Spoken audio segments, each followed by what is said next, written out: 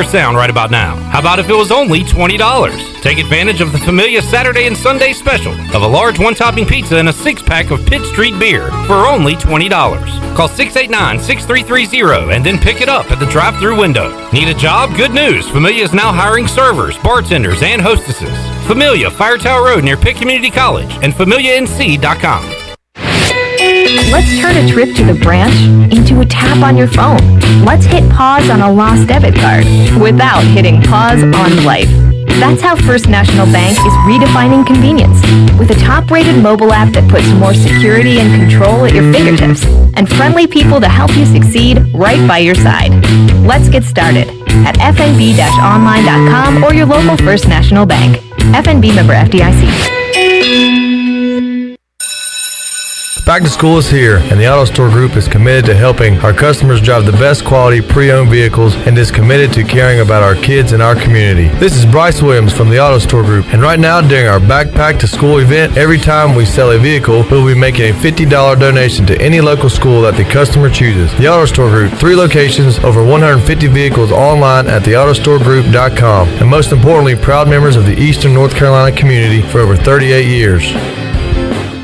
If you're like many, you may have put on the Corona 5, 10, or even 15 over the last 2 months. Well, the weather is warm and it's time to get that body back on track. At Clean Eats, we have you covered. Our weekly meal plan will quickly help you get back to where you want to be. Order online at cleaneats.com. Our cafe is back open, sanitized, and waiting to serve you healthy lunch and dinner options for dine-in, takeout, curbside, or even delivered through our delivery partners. Clean Eats, it's a lifestyle. 805 Red Banks Road, Arlington Village. Do you think you or your employees might have been exposed to COVID-19? Arc Point Labs of Greenville offers same-day COVID-19 results. No referral needed. Same-day results available. Arc Point Labs of Greenville offers easy employer solutions to COVID-19 testing. Arc Point Labs of Greenville is located across from Vidant Hospital on Executive Circle behind Southern Bank. Call for an appointment or walk in. Arc Point Labs of Greenville, 215-5688 or arcpointlabs.com. Have you ever seen those exotic aquariums like the guys do in Las Vegas on television? You ever thought about having one of these aquariums in your business? It's more affordable than you think. This is Hal Pruitt with rentafishtank.com. We can make having an aquarium in your business turnkey with no work. Fishtank.com creates a relaxing atmosphere and keeps children occupied. Rentafishtank.com already services many dental, pediatric, and doctor offices, plus hospitals and senior living centers. Check us out at rentafishtank.com. From 7 to 9 Eastern. Pirate Radio, the voice of the pirate nation.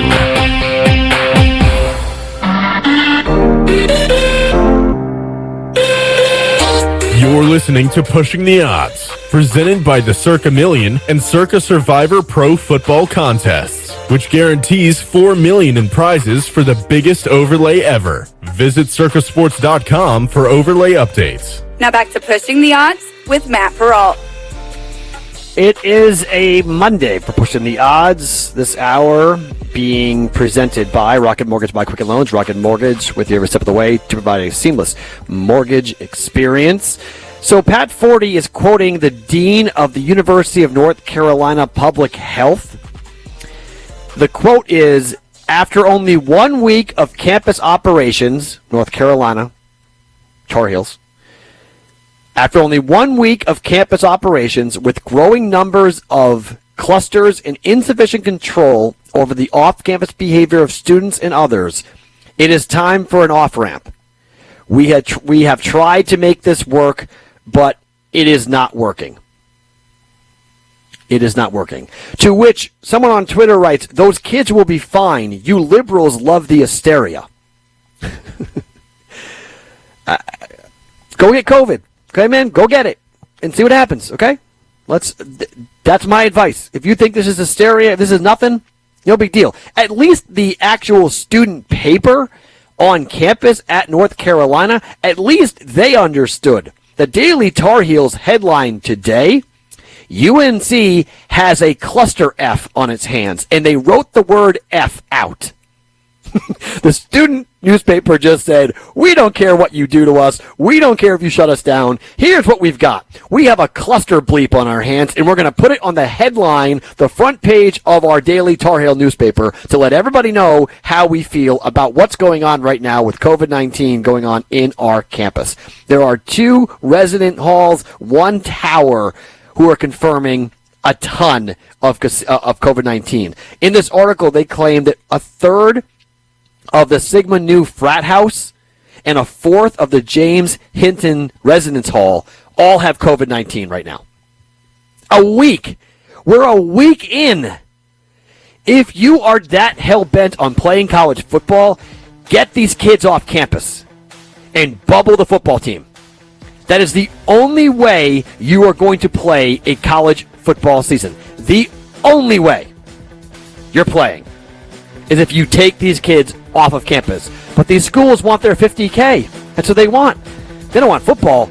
They want their tuition from all these kids who they're bringing back on campus. More on that coming up. It's Pushing the Odds.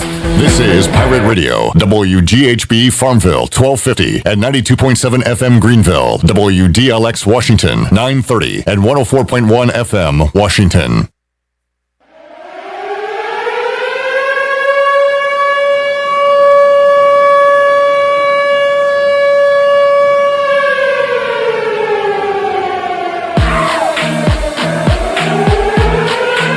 The following is an exclusive presentation of Pirate Radio, the voice of the pirate nation.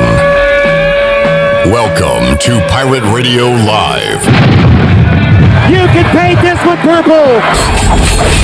Now live from the Pirate Radio studios in the heart of the pirate nation, here is your host, Clip Brock. Hello, everyone. Welcome in to Pirate Radio Live. Clip Brock here inside the Pirate Radio studios, coming to you on Pirate Radio 92.7 FM in Greenville, 104.1 in Washington, 1250, 930 online at pr927fm.com. And you can watch us on Facebook Live and YouTube Live. Coming up on today's program, a lot of ECU news and notes to get to.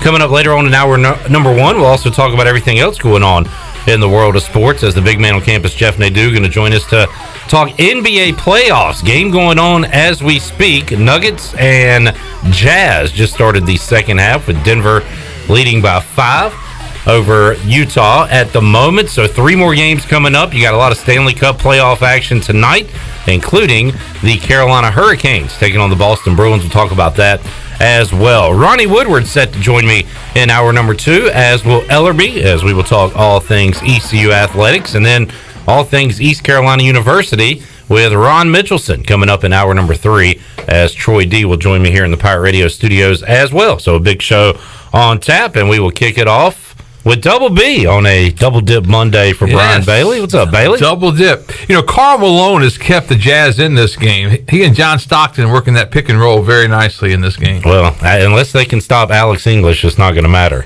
Bailey. That's right. Because we should play a game. How many current players can you name in this game right now? It wouldn't take long. Horace Grant's nephew is in this game. Harvey Grant's son, Jeremy Grant. So you might recognize a Grant on the court for Denver, but some fun action going on. The hockey begins right about now, actually. There's a game coming up.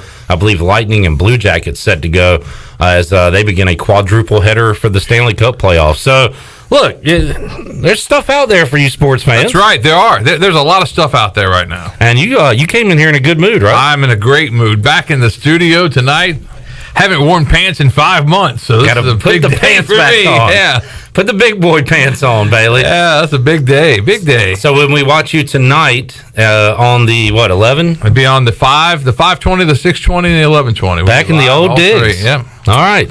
Good for you. Ready to go. Good deal. Great conversation and great show earlier today with Donnie Kirkpatrick. If you missed it, you can check it out on our social media sites, Facebook. You can watch the entire thing, YouTube, from earlier today. But Donnie K, always a great guest. Double B, no different today. Well, I told him, I said, I love doing radio and doing, the Facebook Lives and everything. I said, but I know the guests that are going to be great guests and are going to make great shows. And Donnie Kirkpatrick is certainly one of those. He's just a great guy. And if he didn't like the Redskins, he'd be perfect.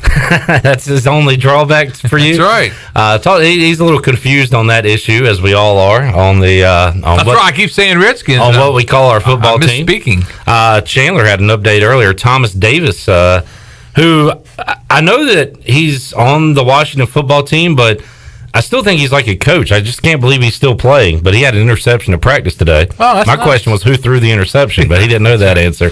I'm guessing it was the former Panther, Kyle Allen.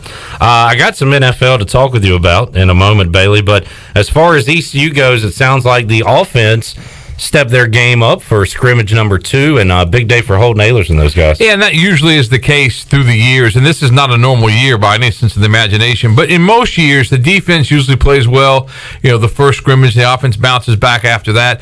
As Donnie said earlier today, they're probably going to go with 4 scrimmage games, so the third one, which will be this Friday, will be their final dress rehearsal for the starters and that kind of thing, and then their fourth one, the next, probably the young players and that kind of thing. Almost sounds like preseason football. Your third one is where your starters go, and then the last one you don't see any of them. So, but most years, usually you get 2 scrimmages, and as he said, the way the calendar falls, sometimes you get a third one. But the last couple of years, I think they've only gone 2. And yeah, you're right. And Mike Houston, I think, was asked. In fact, surely we can do this now if you have it ready to go. Mike Houston cuts. Stephen Igo asked him on Friday if he'll be scrimmaging every weekend, and here was his answer. Number 4. Well, we're controlling the reps, and we're not doing much during the week, so probably for a while. Now, I don't want to do too much, and so I've got to be careful with that. The thing I like about it is we're able to get game experience for all these first-year players. We have 60 new players on our roster right now, and you cannot substitute experience. So I think we're going to do a good bit of it. Is it going to be every week? I don't know about that. 2 weeks out, we'll stop all the stuff like that and really prepare for Marshall. So, but for right now, it's something we feel good about doing.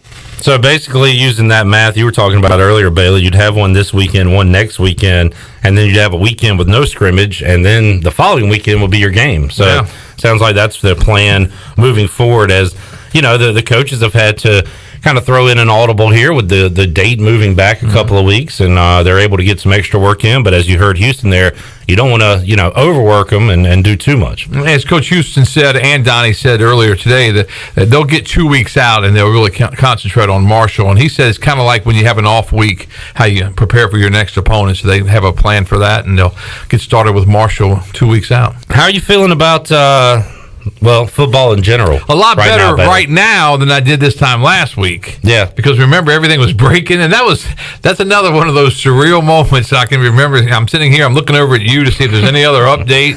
I think the Big Ten had already canceled, and the Pac-12 was rumored to be going that afternoon, and we don't know for sure if there's going to be football.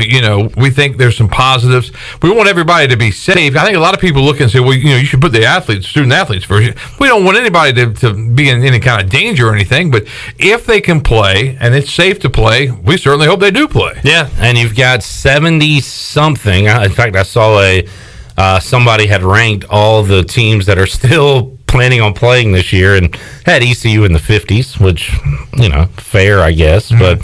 But, these conferences, these 6 conferences are still, as of right now, moving forward and planning to play if they can do things safely, and ECU is one of those right now. And I think it's a big time for the American. I mean, if there are football games in the fall, stay safe and also play. And if the American can have a UCF, an East Carolina, whoever, really play well, have a great record, who knows? And one of the marquee games, I believe, and I need to go through it, but September 12th, I think SMU and TCU were scheduled, and then that game was off, and now they're back on playing that date. So, that could be one of the headline games across the country. That'll be big. Big 12 versus AAC there with the Texas schools. Is that Dan Issel playing for the...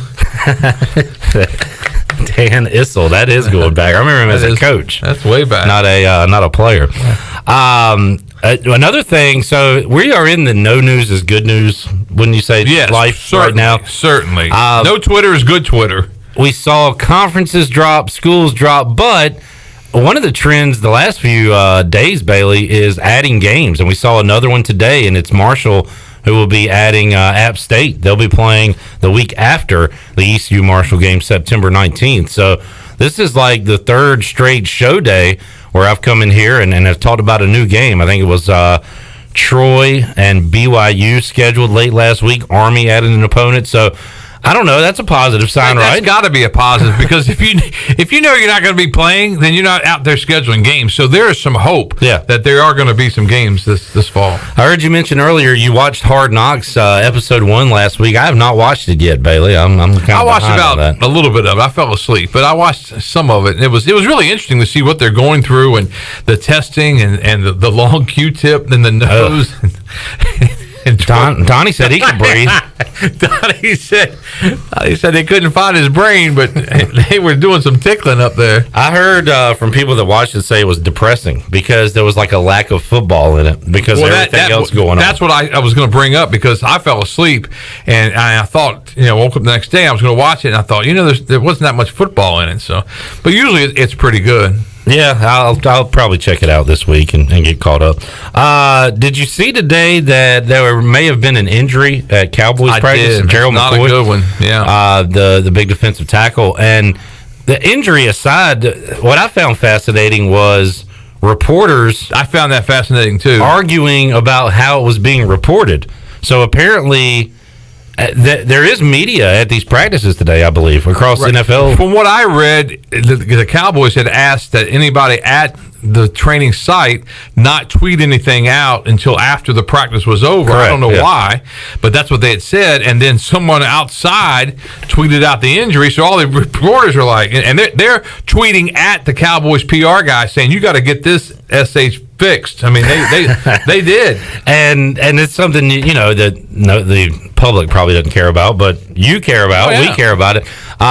Apparently, I guess somebody from inside told Ian Rappaport, NFL Network, and he tweeted it out. And like you said, everybody's there at practice saying, "Wait a minute, that's not the protocol here." Right. So can I just start tweeting everything I see? So I don't know. They got to get a hold on that, I guess. Well, there wasn't an ECU press conference early on. They were asking not to tweet stuff out because you're not really paying attention to what's being said. But I think they've relaxed that since then. When was that? I think it's a while back. It seems like it's 3 or 4 years ago, and people would go. But I think now it's relaxed and you can you do whatever. But I think it was kind of like a courtesy to the coach because he's up there talking and everybody's sitting there on their phone. But, right. But okay. During press conferences? Right. Yeah, this is a different situation for sure. Well, I'm going to bring it up with Ronnie. Were you at the Coral Gables Regional years and years ago? Cliff's first, I think. Mm-hmm. You were. I remember Ronnie and Igo talking about how, and this was an NCAA thing where they said, you can't tweet. Well, you can tweet like 2 or 3 times per 4 innings. Like they were giving him these guidelines. Do you remember that? No, from the press box. I was. I don't think I was in the press box. Well, I was there because I remember. Oh, you were on the beach, I guess. Yeah, probably. No, I was there because my uncle had passed away while I was there, so I was trying to figure out how to get from down there up to West Virginia. So I remember it well. I was in the dugout when I got the call, but it was. But I don't remember that. But I wasn't tweeting a lot back then either, so. That's true.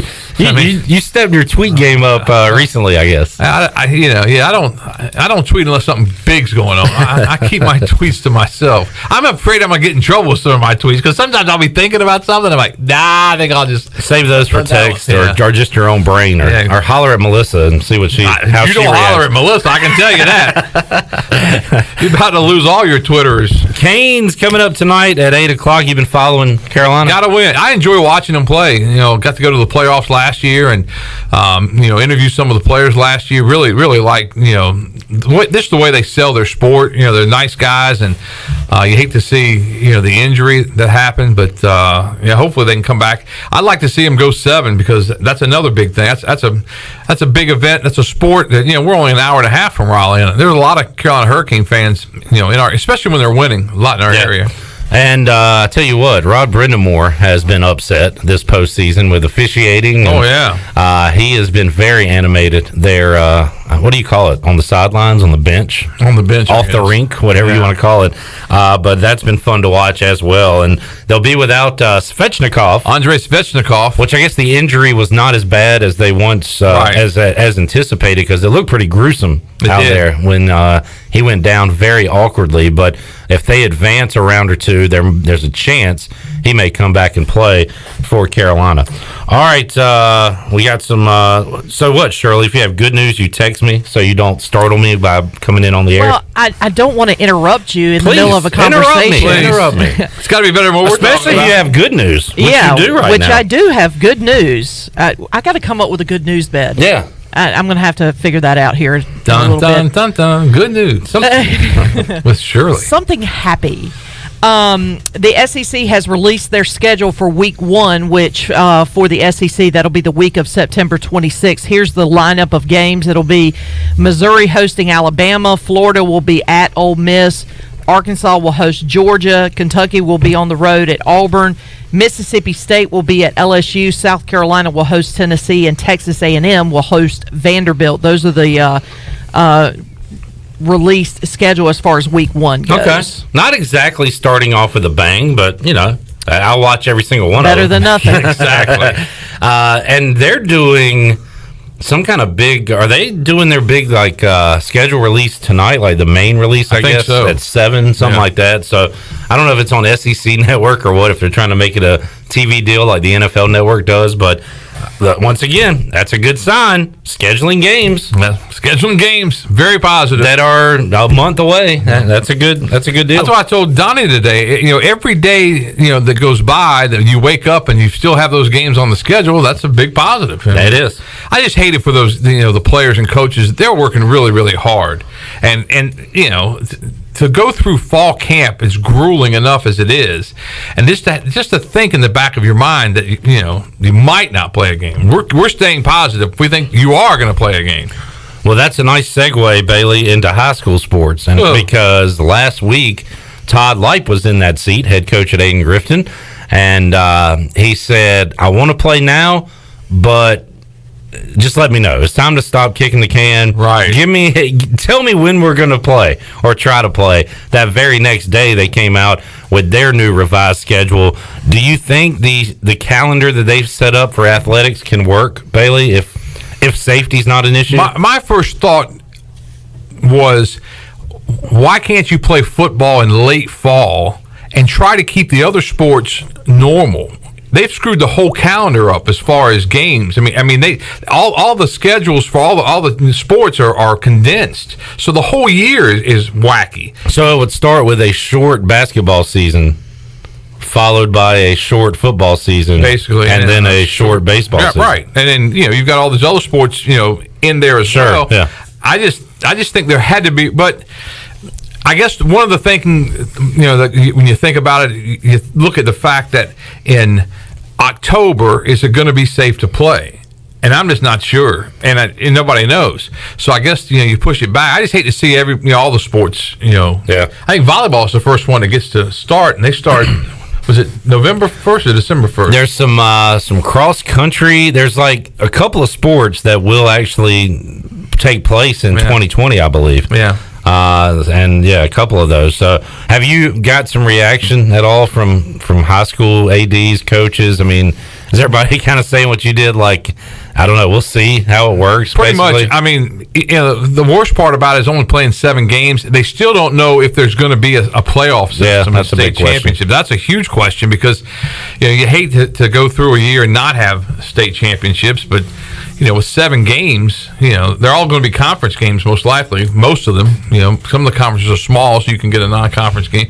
I don't know how you go about scheduling that, and I can't imagine. Donnie kept saying, I don't even know what season it is. Well, what season is it going to be when you get into April and you got high school football going on? I don't. And look, from a positive standpoint, a month from now, for the first time ever, right, we could have NBA, MLB, NFL, and NHL all playing on the same day. Right. Which would be great.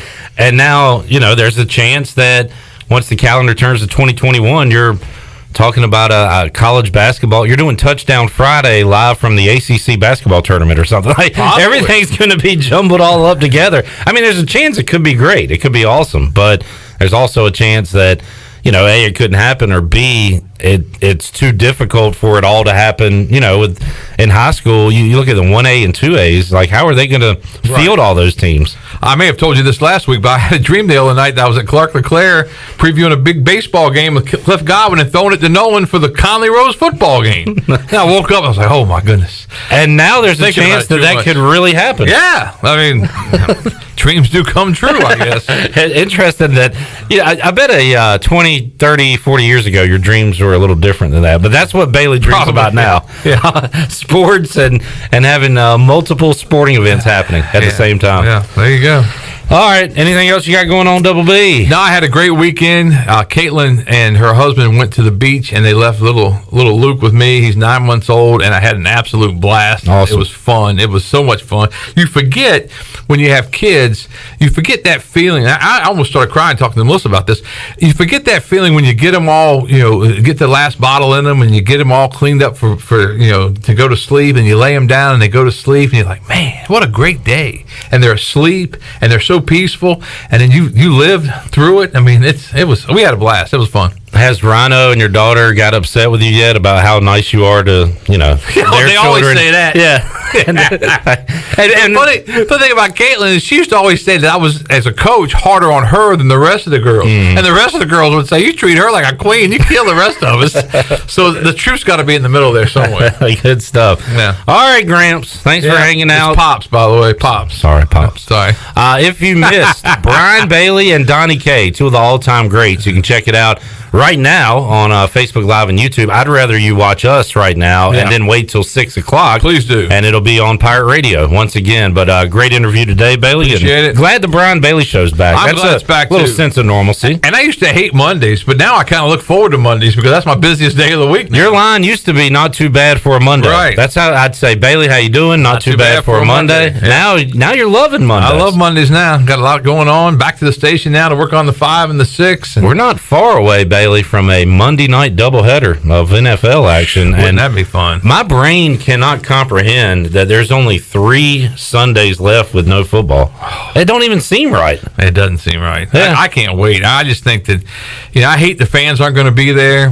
But they're going to be there at Jerry World, apparently. You daggone right. Jerry World. Jerry's going to have his fans there. He's going to have some of them, 40,000 or so. We'll see. If he'd known this was going to go on, he'd have built a 200,000 seat stadium. Hey, well, final question for you. And the MLB, when I watch games, I see those empty seats and say they could easily fit a few thousand fans in there. Oh, yeah. But, they don't want to get sued and all that. I get it. I understand.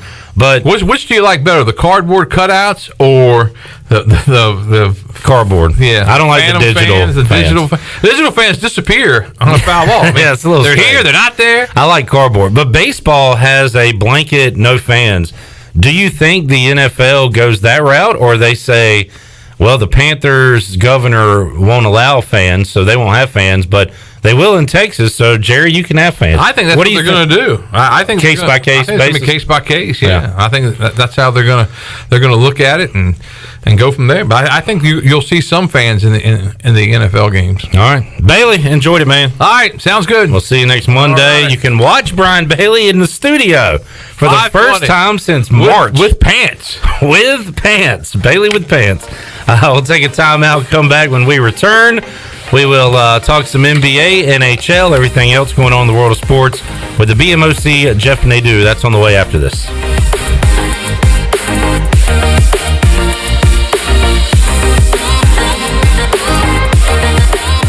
Hey Pirate Nation, this is Tom Brown from Brown & Wood Buick GMC Truck. We've been serving the Pirate Nation in Eastern North Carolina for 83 years. We have 4 brands, 3 generations, 2 showrooms, and 1 goal to make sure you leave a happy customer. This month at Brown & Wood, save over $9,000 off on the all-new 2020 Buick Envision. Remember, Brown & Wood is the home for the lifetime powertrain warranty for all makes and models. We're located on Greenville Boulevard next to the Convention Center, or shop us online at brownandwoodauto.com.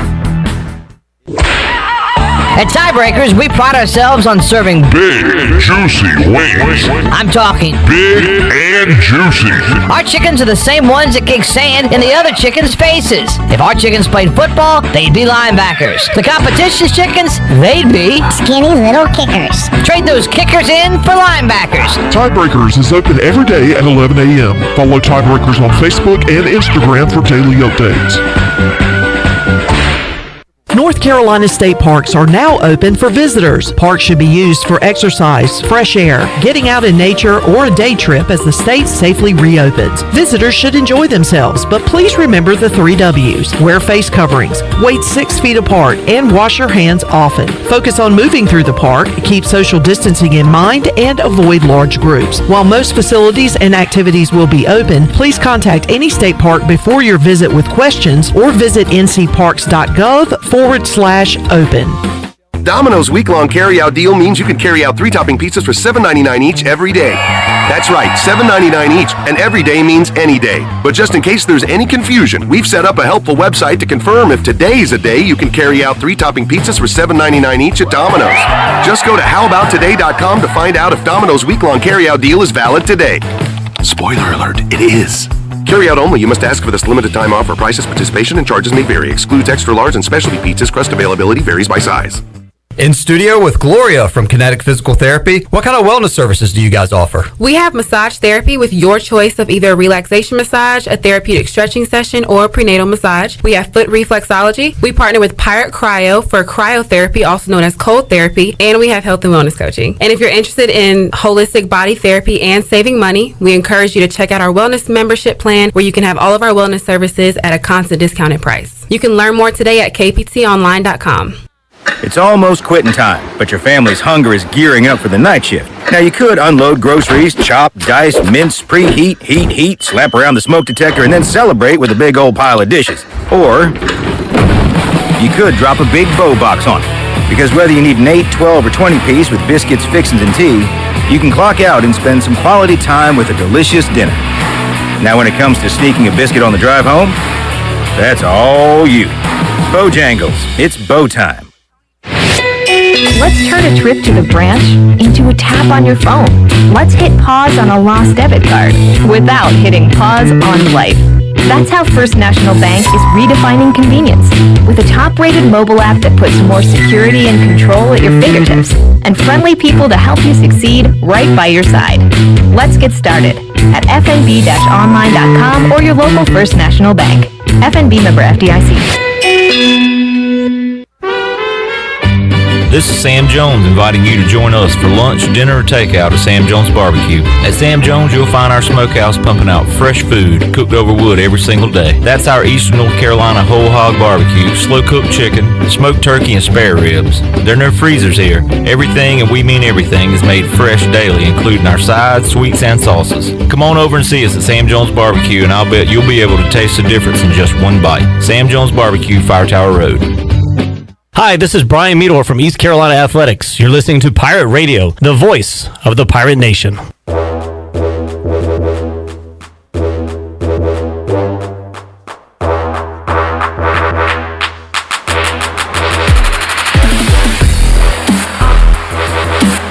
You're listening to Hour 1 of Pirate Radio Live. Now, back to the show. Welcome back, and it's easy to see mosquitoes and fire ants, but don't forget about moisture and termites destroying your home underneath. Visit the professionals at PestTech online at pesttechofgreenville.com for all of your pest control needs. Now let's head back in to Pirate Radio Live. Here's your host, Flip Brock. All right, thank you very much, Shirley Rhodes. Welcome back into the program and set up everything we've got coming up on today's show. Left one thing out, and that is the booty bag will be opened up. In hour number 3, we will make you a winner each and every day this week right here on Pirate Radio Live.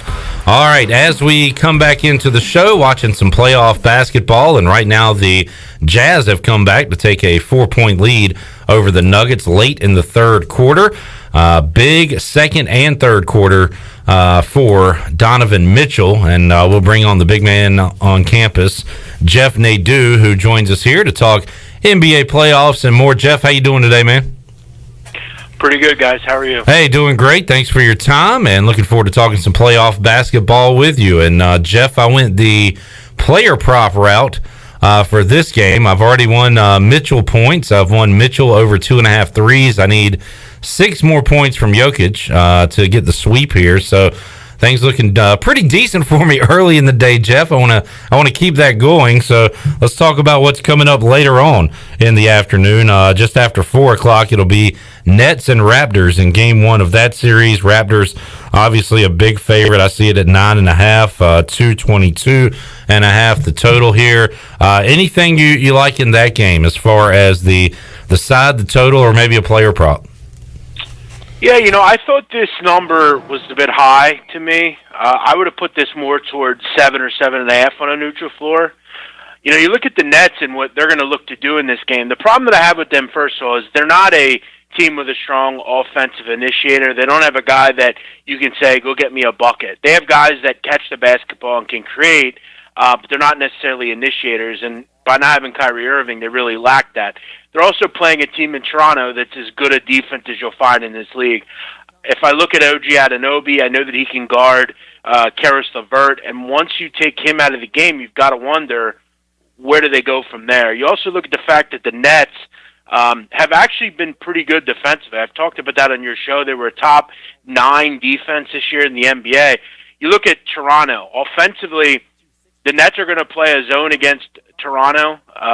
You're going to say, look, shoot the ball and make shots. If you can do that, then you'll beat us. But the Nets, I thought, played Damian Lillard about as good as they could last week, and they were able in the second half to do some good things there.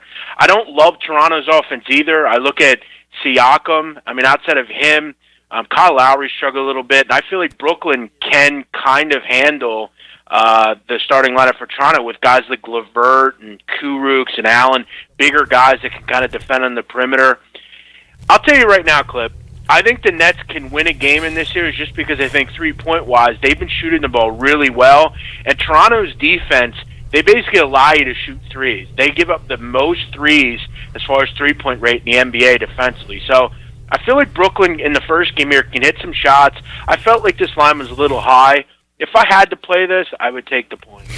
And you said something there. You think the Nets starters can hang with the Raptors starters. And, Jeff, they're going to have to, because once they bring in the second units, that's where Toronto can hurt a lot of teams, but especially an undermanned Nets team, right? I mean, the benches, that's going to be a huge advantage for Toronto. Well, I think one thing, and that's a great point. I mean, you look at one thing, though, about the Nets, you got to give Jock Vaughn some credit. I mean, this team has found a way to win 7 out of the last 10 games, and they've done a nice job with just finding guys. I mean, certain games, remember the Bucks game? I mean, LeVert and Joe Harris didn't even play in that game. Yeah. So I think they've had some decent run off the bench, but you're right, they're not deep. They're going to throw guys out there. Some of those guys, though, might not necessarily be ready to go. Luau Cabarrose played well. Garrett Temple's a solid NBA player. But yeah, you're right. I mean, the Toronto Raptors definitely have the superior bench, and that could be where this game's extended. But if I can get a full 10 points, I would probably take Brooklyn here, at least in the first game. All right, let's talk about the next one, and I'm seeing 6:47, I guess, as the tip-off time between the Sixers and the Celtics. Jeff is a Sixers fan, which also means he's very critical of the 76ers. The Celtics a favorite here, 6.5. Also looking at around a 218 total.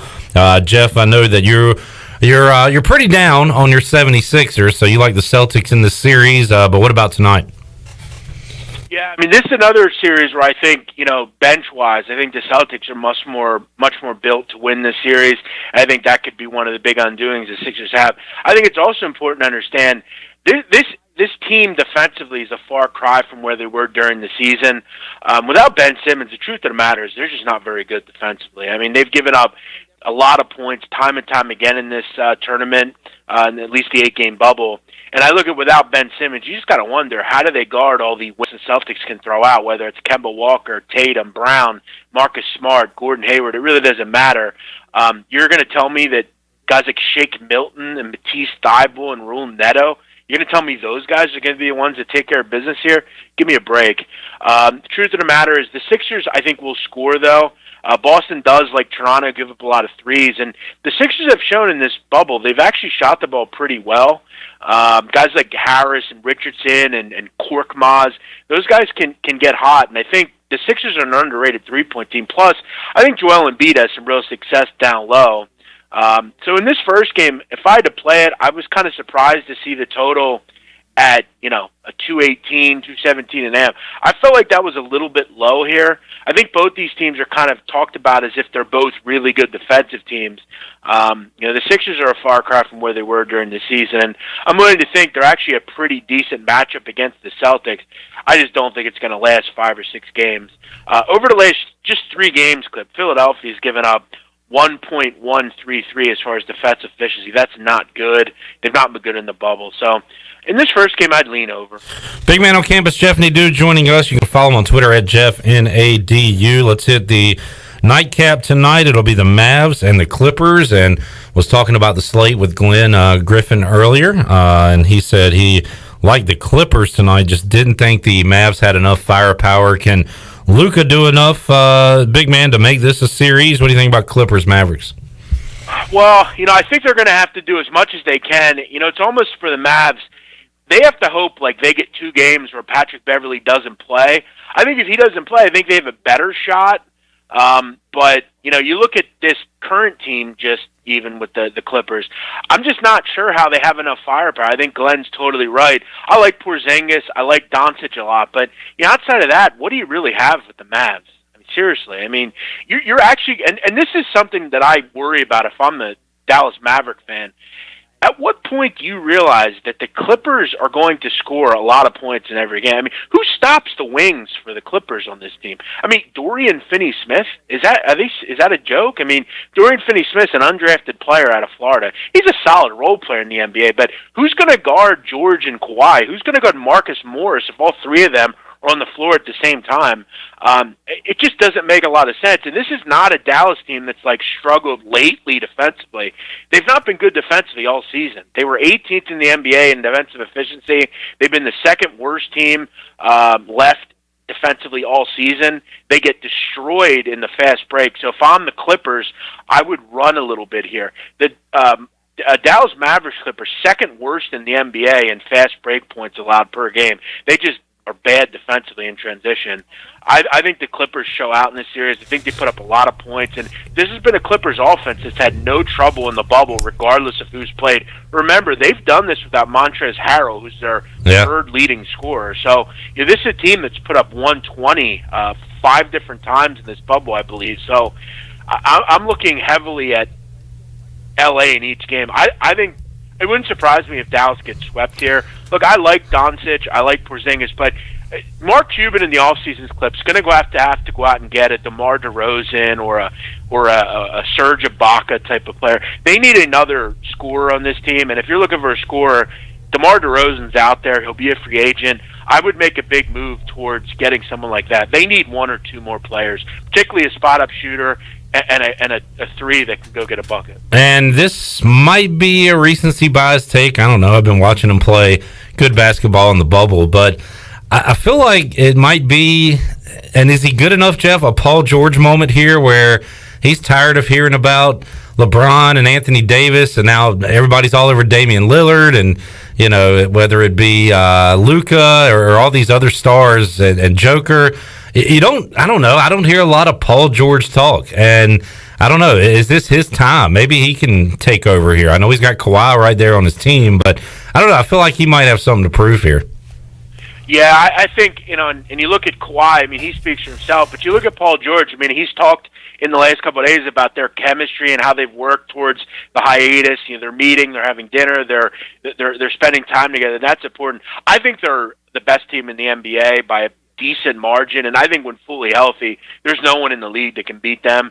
To actually think, and I'm being serious, to actually think the Lakers in a 7-game series can beat the Clippers is nonsense. It's not going to happen.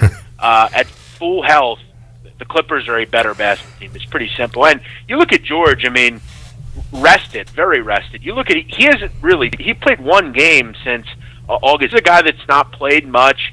He only played 36 minutes in that game. He's going to be ready and rested, and I think you're right. I think he is ready to go. Him and Kawhi Leonard are the best duo in the NBA to me right now. They're not a team I would want to face, and Dallas just got a terrible matchup.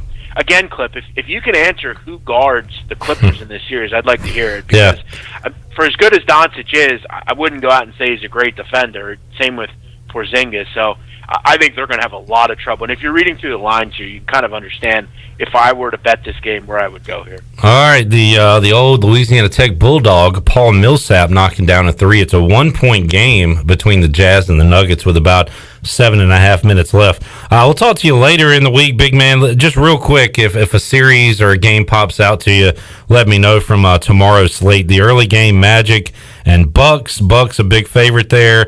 After that, it's the Heat Pacers. With the Heat, a 4-point favorite. You've got OKC and the Houston at 6:30 tomorrow night, and in the nightcap, can Dame and McCollum and Nurkic and those guys keep it rolling? They take on the Lakers, with the Lakers 8.5-point favorite. Anything stand out to you early when it comes to Tuesday's action? Yeah, I'm definitely going to be all in on the Heat. I think they're the team in the East that people need to start paying attention to. And I know Glenn and you and I talked about this earlier when, kind of when the bubble started. Why isn't anyone talking about the Heat? I mean, I'm still not understanding. I've been hard pressed to find many flaws with them. I think they have a go-to scorer, a star, a guy that gets no respect. I think he's one of the most underrated players in the NBA on both sides of the ball. And Clip, it's pretty interesting. No one's talked about this. Do you happen to know how many points a game T.J. Warren averaged against the Heat in the bubble as far as against other teams? If you don't know, I'll tell you. In 3 games, T.J. Warren averaged 12 points a game. In the other 5 games, he averaged 31 points a game. For whatever reason, the Miami Heat know how to play T.J. Warren, and I think it's moronic to think that he'll continue to play the way he did, especially now that he has plantar fasciitis. They don't have DeMontis Sabonis. Brogdon didn't play real well last season in the playoffs, and Oladipo's a good player. I mean, he's nothing special. I don't like the bench for the Pacers. I think the Heat have very little trouble with the Pacers. It was a nice story for a while, but the Heat are a solid basketball team. I think they take care of business tomorrow, and I think they take care of business in this series. One other thing, Clip, the Houston Rockets should not be a favorite against the Thunder. I'm going to tell you right now. I know James Harden's as good as he gets. He's as good a scorer as we have in this league, but I'm willing to think the Thunder can do some things to bother him. When you have this rotation, Clip, of Dennis Schroeder, Chris Paul, Gilgeous-Alexander, Danilo, and then Steven Adams, they have the highest offensive rating as a starting 5 in the NBA, minimum 100 possessions. There's no one that's been stronger as a starting 5 than them. They're an undervalued team as well. Not really sure why they're an underdog against the struggling Rockets. Good talking NBA with you, big man. I saw over the weekend you were 1-1 for UFC 252, right? You split on Saturday night? Yeah, I did. I had the cop from Philadelphia, Dukakis. I had Daniel Cormier, which, look, I know I'm going to get crap for this, and I don't really care. Look, if the fight was 2-2 going into the 5th round, if you can tell me what Stipe Miocic did in the 5th round to win the fight, I'd like to hear it.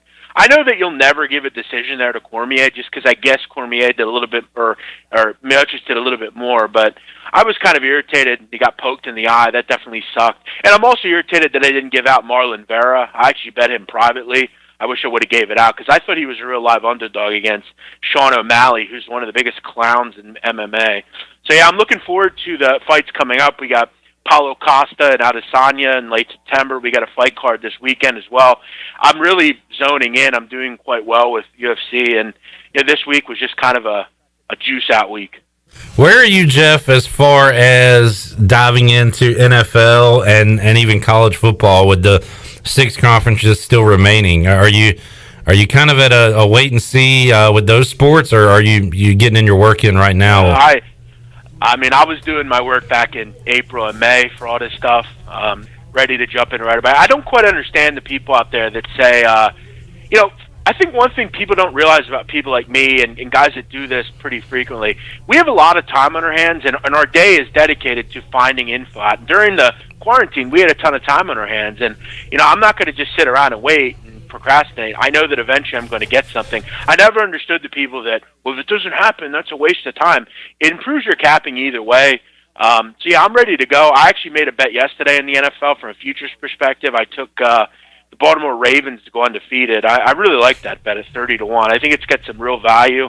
This is a different season. They've got a solid, easy schedule. I think they're better than they were last year, and I think they have some unfinished business after exiting early against the Tennessee Titans. Plus, I hear through the grapevine they're bringing some guys off the street in to work out. So anything you can add, I'll be all in. So yeah, I like the Ravens a lot. I'm big into that group. Good call. What is do you know their win total off the top of your head, Jeff? I don't. I think I want to say it's 11.5. Right. Okay. So but hey, you're going with the whole shebang there. 16-0. At what number did you say you got that at? I got it at 30-1. I just feel, to me, it's just too high a number. Yeah. I think their schedule is beneficial here. It's 11.5, by the way. Oh, okay. All right. Good stuff. Jeff, always enjoy the chat, man. We'll check in with you later this week, talk more sports with you, and folks can follow you on Twitter. You do nightly Q&As, and you throw out some free plays every now and then, so make sure you're following them on Twitter. And big man, enjoyed it as always. All right, Clip. Thanks, man. Thank you. All right, there's Jeff Nadeau joining us on the Fixed NC Live line. We will take a timeout, come back, and some other news and notes going on around the world and right here in our backyard. Maybe hear some Mike Houston comments as well. Pirates were off today as far as the practice fields. They'll be back at it on Tuesday, and they'll also have another scrimmage coming up on Friday. More to go on Pirate Radio Live in hour number 1. We're back with you after this.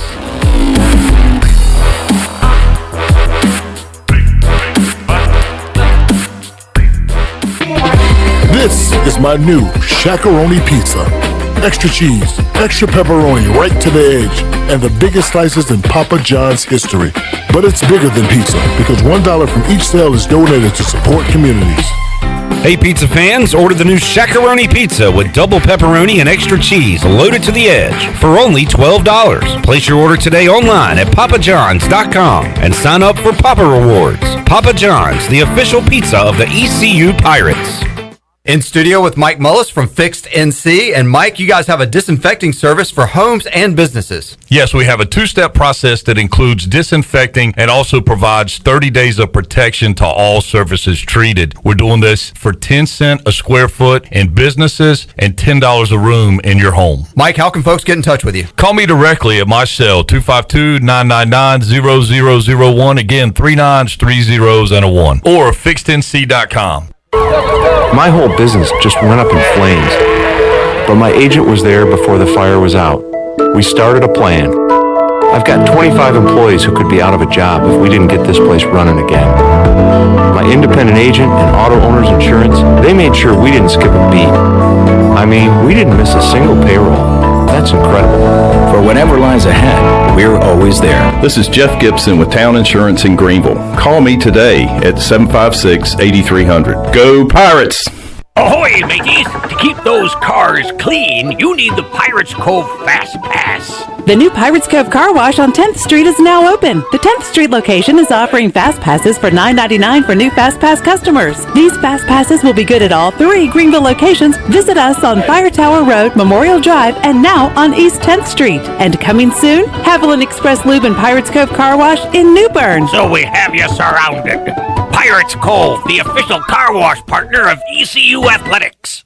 The Frells family lives on a lush piece of land called Greener Pasture, and they work on it behind the wheel of a John Deere 1 Series tractor. With its durable construction and features that hook up to dozens of attachments with ease, no job is too tough. The Frells family runs with us, because this is more than just land, it's home. Nothing runs like a Deere. Search John Deere 1 Series for more. Get quality at every turn with Quality Equipment, your local John Deere dealer, with 27 locations in North Carolina and southeastern Virginia. Find out more at QualityEquip.com.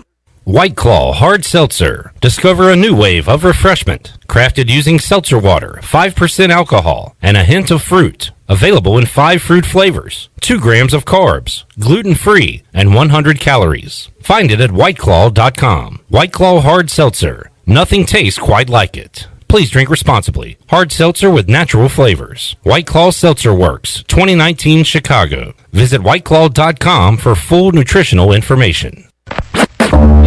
When you don't have time to go to lunch, let Jimmy John's deliver lunch to you. With Jimmy John's, we can get a freaky fresh sandwich to you freaky fast. Click to order at jimmyjohns.com. Dinner's great. It's one of your top 3 favorite meals. You just don't want to have to make it. Well, with Jimmy John's, you don't have to. Whether you live in a sandwich delivery zone or head into the store, you can always get a freaky fresh sandwich. Click to order at jimmyjohns.com.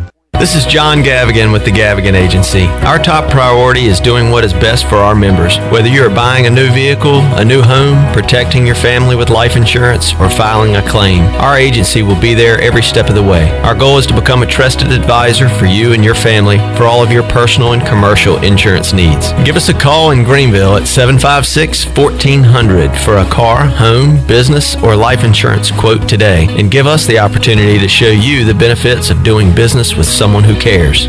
Hi, this is Phil Steele of Phil Steele's College Football Preview Magazine, and you're listening to Pirate Radio, the voice of Pirate Nation.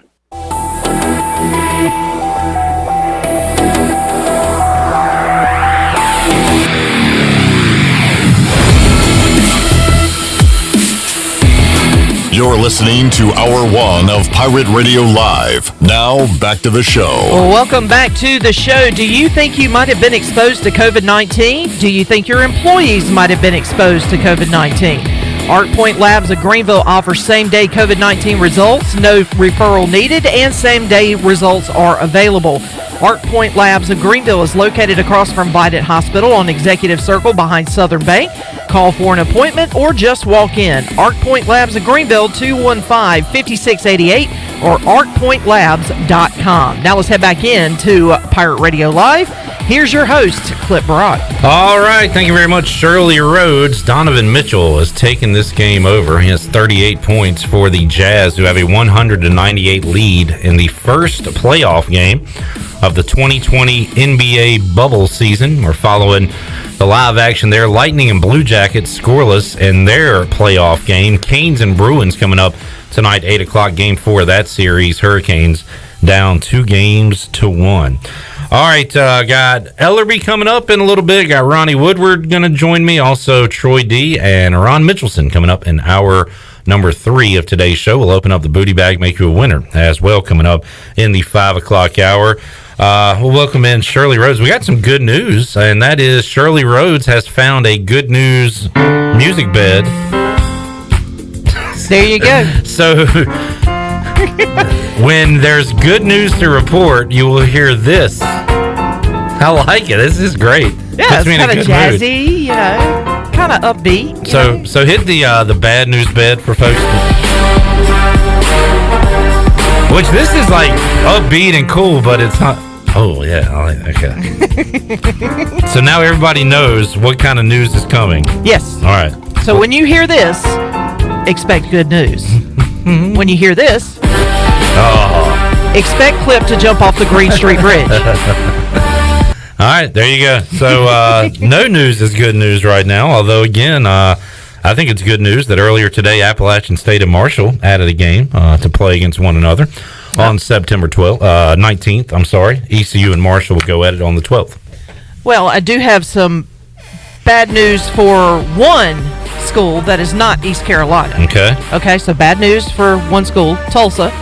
They have paused their practices until further notice because 8 players tested positive for COVID-19, and an additional 8 who came into contact with them are now in quarantine. The old contact tracing. Yep. So Tulsa has a total of 16 players that are currently out, at least for a couple of weeks. Tulsa was the last team in America with a 12-game schedule recently. Now, I don't know if that has changed since then, but they, a week or so ago, were like, I want to say the only team with 12 games still to go on their schedule, but now they're going to have to pause here. And this is, a lot of schools have had to do this. This is pretty late in the game to pause.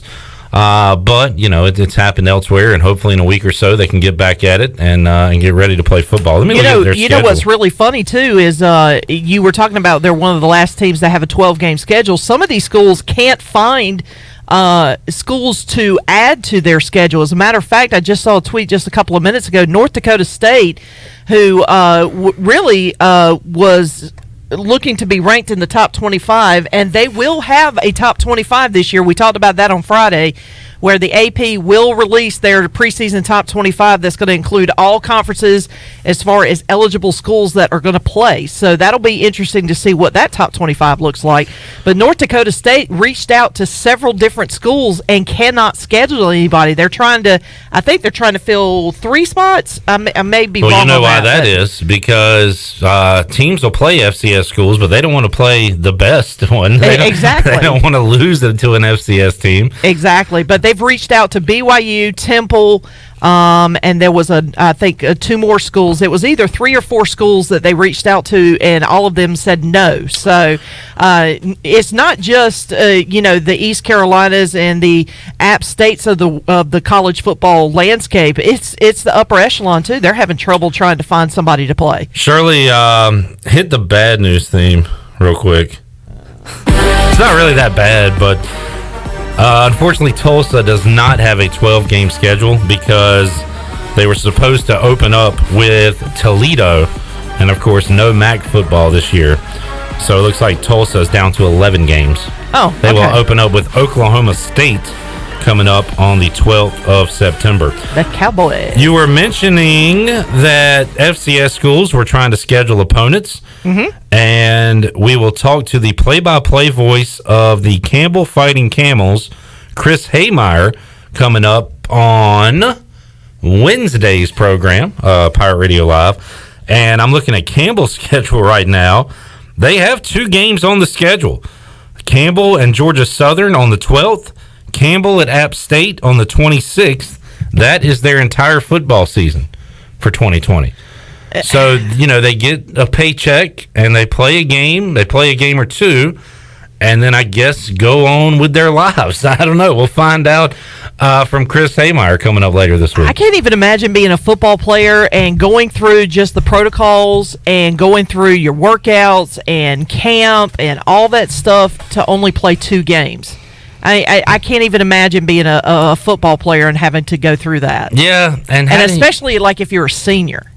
And this is your final football season, and you only get 2 games. Yeah, and I guess, maybe they'll try to give it a go in the spring. Maybe that's the motivation that, hey, guys, we're going to play a couple here, and then a few months from now we'll try to get in more of a regular schedule. But, yeah, that's rough. I mean, that is, and again, we'll talk to Haymeyer about it, his perspective on having a 2-game season coming up, beginning in September, Shirley, and ending in September. Okay, all right. Well, then I also have, I don't know if this is, well, I think this is a combination of good news, bad news.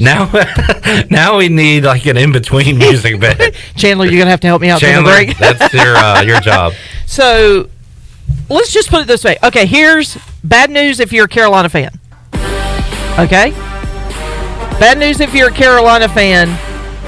That, of course, the news has been Carolina has had some COVID-19 infection clusters that have been popping up. Yes. And but I guess you could say that good news for anybody who's not a Carolina fan. Okay. So all undergrads are now, as of Wednesday, will go to remote learning. Oh, wow. Because of the infection rates. I know that there had been some video that leaked out on Twitter of some massive parties that took place on campus, and they've got some high infection rates. So you're going to have to stay in your room and do your classes. This news does not match this music right now. No, it doesn't. Because I'm really digging because it. if you're not, I say it's happy music if you're not a Carolina fan. Is what I'm this saying. good for football and athletics that students are going remote? I mean, you would think that's positive news if you want to try to play football and be safe, right? Yeah? Okay. All right. Cool. Oh, okay. That's what I'm going with anyway. All right. Okay. Well, yeah, because we are playing the positive music, so I guess it has to be a positive thing, whether we like it or not. Gosh, I hope we get more positive news. I really like this. All right, let's take a time out. We'll come back. Hour number 2 of Pirate Radio Live on the way. We'll talk about what's going on in the world of sports here locally and beyond with Ellerbe when we return. Back with you after this.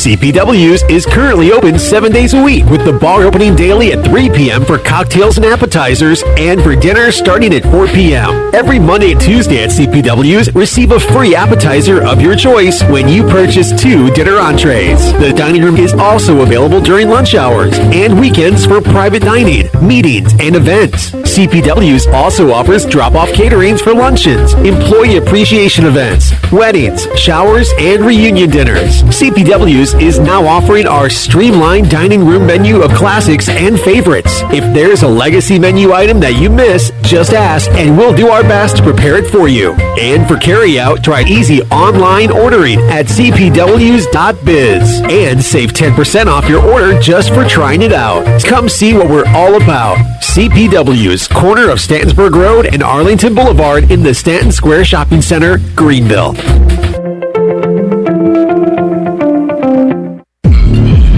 Are your workouts more fun than this?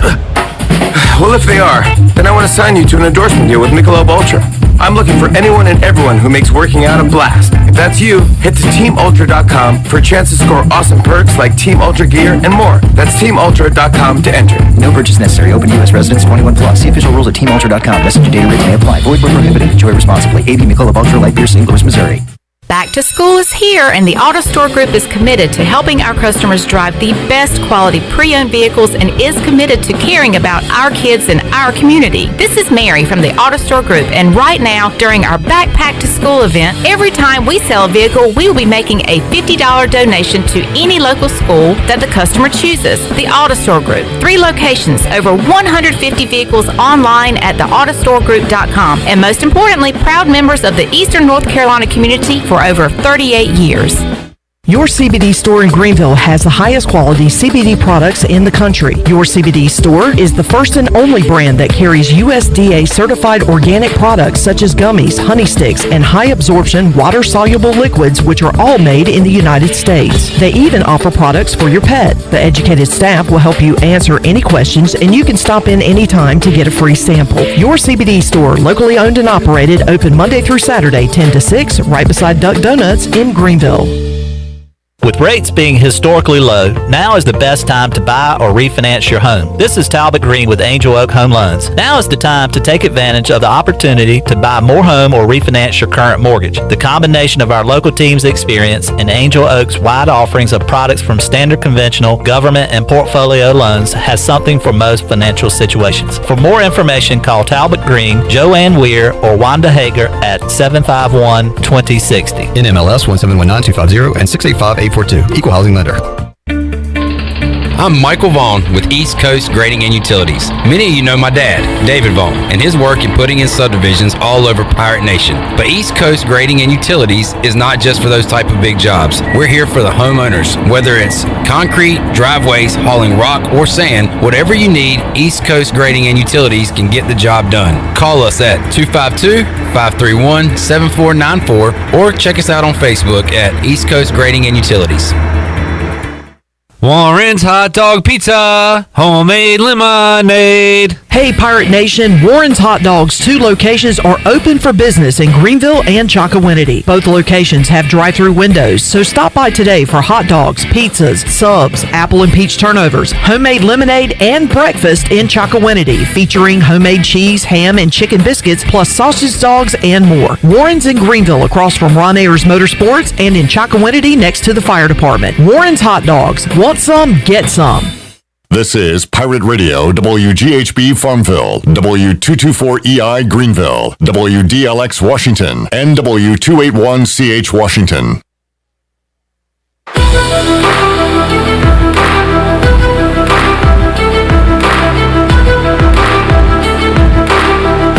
You're listening listening to Hour 2 of Pirate Radio Live. Now, back to the show. Welcome back. Atlantic Wireless is your local authorized U.S. cellular agent and now offers curbside service and free home delivery. In addition to phone service, Atlantic Wireless has a great selection of tablets and now offers home internet service. Visit AtlanticWireless.com to find a store near you. Now let's head back in to Pirate Radio Live. Here's your host, Clip Rock. All right, hour number 2 of Pirate Radio Live. Clip Rock here with you in the Pirate Radio studios. Ronnie Woodward going to join us on the Fixed NC Live line in a little bit to talk some Pirate football. We'll do that now as well with Jonathan Ellerbe, who joins me right alongside. Hello, Ellerbe. What's up, Clipper? Happy Monday to you. Same to you. Shirley had the breaking news a segment ago, and seeing it now on social media. Ken Watling, Channel 9. 1 week into the fall semester, UNC Chapel Hill announces it will transition all undergraduate classes to fully online instruction effective this Wednesday. So they gave it a shot for a week and didn't like what they saw and said, okay, we're going online only here. Yeah, we have a story linked up on our Twitter and Facebook page, but I guess the big question is, does this include the fake and made-up classes at UNC Chapel Hill? Folks, well done. No, yeah, I hear the laughter out there among the audience. Yes. So, I mean, it's just, this is a big concern. You know, that was the first I did not see African American studies in the, if that would be affected. You know, if all these college games are played later, will online studies be like the majors for all the athletes now? Oh, yeah. That would be a good go-to. Yes. So, just like with football and conferences dropping Ellerbe one by one, which not every conference has, of course, including the American. Do you think this will be a trend amongst universities in the state of North Carolina? In the state of North Carolina, it's, North Carolina's the big one. Yeah. I mean, they're the lead dog when it comes to the state of North Carolina. So I think it'll be an interesting story to follow what other ACC schools go next.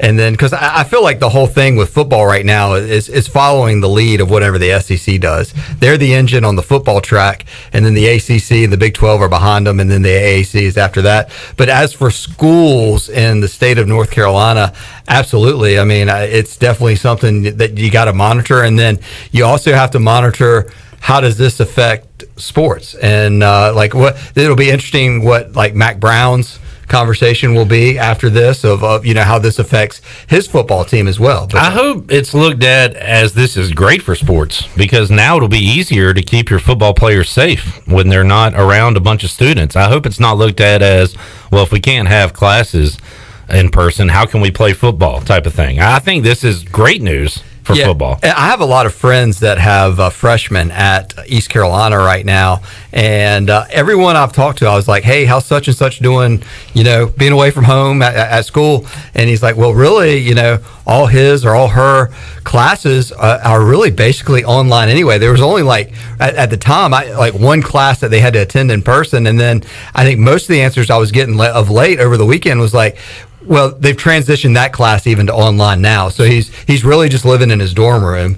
And so, I mean, that's kind of the trend. And I kind of feel like that most universities, like maybe, and this would be a great question, Ron Mitchelson. I've already got my one question. I was going to let Troy D handle most of that interview. You got to jump in. I've got my one question now for sure. Yeah, you got to wonder if the trend will be that if they are online, do they keep the residence dorms open? I mean, because they need that revenue as well. I mean, it's an interesting conversation, and a lot of answers will be uncovered today at 5 o'clock. There's a lot, obviously, in the academic world, but there's also a lot in the football, what you just said. You hope it's good news for athletes, that, hey, look, football and sports will continue to move on with... safer. Yeah. So that the guy that has a lot of the answers to a lot of things we're talking about is going to be right here at 5 o'clock today, and I'm excited about listening in on hour 3. You were talking about students and being involved in mostly online classes like last week. So what's the atmosphere like around campus and all that? And he was like, well, my class is online. I don't know. I haven't been on campus much. That's almost the new normal. like for a lot of these kids. Yeah, with that being said now, I mean, obviously we're located here in the heart of Uptown Greenville, and I, exit in and out on 5th and Evans Street and around a lot of the college. I see a lot of college students walking up and down. And my big thing is I'm monitoring mask or no mask. And just because there are a lot of, because just they're on the sidewalks, and I don't know where, I guess they're going to and from the library or maybe to and from a class if that's the case. But there is a good little amount of traffic during peak times when classes can be out. So well, I'm happy for UBE. A lot of foot traffic in there. Yes, picked up certainly. And I'm going to say, as people start walking up to the brick steps, it is. I'm going to say 100% masks. I've seen Ellerbe since students have returned, and and then as you walk out, you take them off and everything. But that is what I've noticed here, right beside UBE. I think people have come to the conclusion of just being respectful in public. That when you're going in businesses and places, that for the most part, you got. I mean, most people are masking up and doing their part to help prevent this. And hey, look, I think we've got to get to the point where we've got to live life and live with this virus and try to make the most of it right now until better days ahead. Yeah, and I mean, if it doesn't work, what's the hurt of trying and not to infect other people? I don't. It's like a no risk to me to just wear one. Yeah, you're out in public.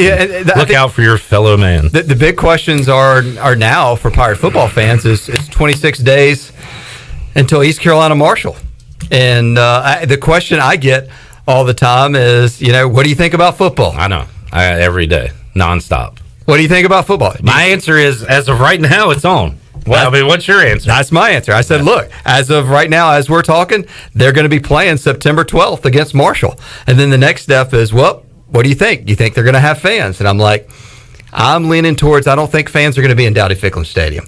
I don't. I mean, I base it under just the order we're under right now, that only 25 people can still be gathered in an outdoor event. The Little League places are playing All-Stars right now, and so I know you're going to have Brian Weigart's on later this week. I mean, still, there's only 25 people that can be in Elm Street Park, and Dowdy-Ficklen Stadiums is in the shadows of Elm Street Park, and so I think some answers are going to have to come out from the governor's office soon of if they're going to have any specialties for, because this affects North Carolina State. I mean, all the teams. Affects the Carolina Panthers. Yeah, everybody that's planning to play football of some sorts in the next month. And I think a decision on that would be beneficial to the universities and the Panthers or whoever else, so they can go ahead and prepare for this. Yeah. I mean, I think it's fair. It's only fair that people have answers. But I do hope that the games are played, because I do believe that people are genuinely excited about watching some football, and I think it would give people hope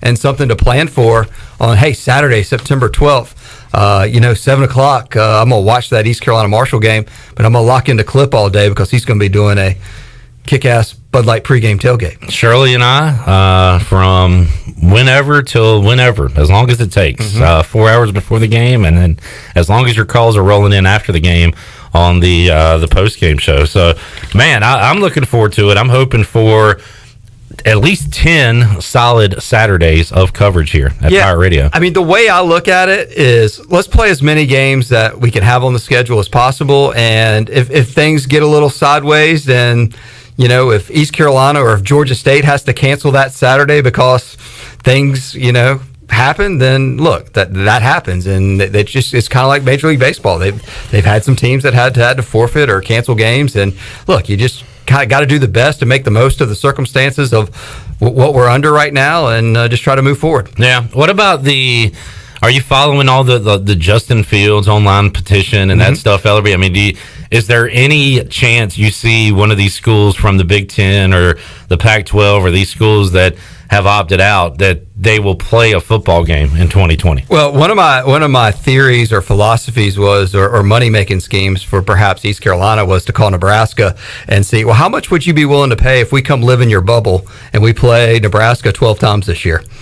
This East Carolina flies out, lives in Nebraska, and they just play every Saturday. And you get 12 shots at Scott Frost in Nebraska. Yeah. I mean, I could see someone like Nebraska, saying, look, we really want to play football this year, whether it's versus each other or we're going to call some FCS school to come scrimmage every Saturday because this is what we believe in, and it's just going to be glorified scrimmages. So I don't know if they're going to get that creative. I think they're kind of out on the island right now of the Big Ten and Pac-12 they're really anxious of what if the SEC, the ACC, and Big 12 start playing because there's a tremendous amount of pressure. It shows you the power of the players and social media and Justin Fields and I wonder if he's still happy he left Georgia. So I mean it's just he could be getting ready for a game. It's a dynamic situation. The dynamics of all this with college football, which is we've talked about it for years here, is how there's so many different agendas in college football. They're not united as one. Whether the Big Ten has their own agenda. Now really the players in the Big Ten have their own agenda. The Pac-12, the SEC, they're all really kind of, hey, look, it's all, and then you have the NCAA out there like, hey guys, we can't really stand for anything. So I think it adds fuel to the fire of the drama of how do you fix college sports if you really don't have any control over it and everybody's really just every man for themselves. What's best for me? I mean, it's just, that's the insanity of this. And somebody has got to step up and be a grown-up and adult and wrangle this thing together and pull it all together, or it's going to be even more of a tragic fall depending on how all of this plays out in the next 3 to 4 months. And it's so day to day, although I feel like there has been more positive news than negative news lately when it comes to college football because I follow what schools, what conferences are dropping out, and I follow what games are being added. And here lately, Ellerbe, I've seen a lot more games being scheduled for next month than I have schools opting out, including one today with Marshall and App State. So when you see that, it makes you feel like, okay, well, these schools, I guess, are planning to play football, right? Absolutely. Yeah. I mean, it's 100%. And it still gets back. It still makes me so angry about how all the BS you've heard over the last decade of like, well, schedules are made so far out. You got to plan so far. And it's just a bunch of junk. And now you've seen in the past few weeks it can be done. Right. Yeah. And people can cancel games on a whim. I mean, it's just, hey, look, let's go year to year. There's nothing wrong with that. Let's make the sport great. Let's make let's play games that make sense. Let's get matchups. Let's not, get a USC and, Florida game plan 10 years from now when maybe only one of them may be worth a darn. Let's plan year to year. Let's have some blockbuster matchup, especially with all the way these players transfer now with the transfer portal, and plus players that just want to go pro and just who knows. I mean, the coaching carousel. I mean, I get it. Let's get the conference games lined up, and then let's make some blockbuster matchups, make some good regional matchups, and get fans back at college football games. Let's not have to worry. I think they're missing the big picture. I mean, everybody loves seeing a full stadium, and everybody loves the atmosphere, and that's what college sports is all about. And if they can't be grown-ups and make adult decisions and get this thing right, then they're going to lose a lot of people because these college students right now that are remote learning and not tailgating, they're not picking up any tradition or friendships that are made over hot dogs and beers and all the stuff that we grew up with hanging around Dowdy-Ficklin Stadium.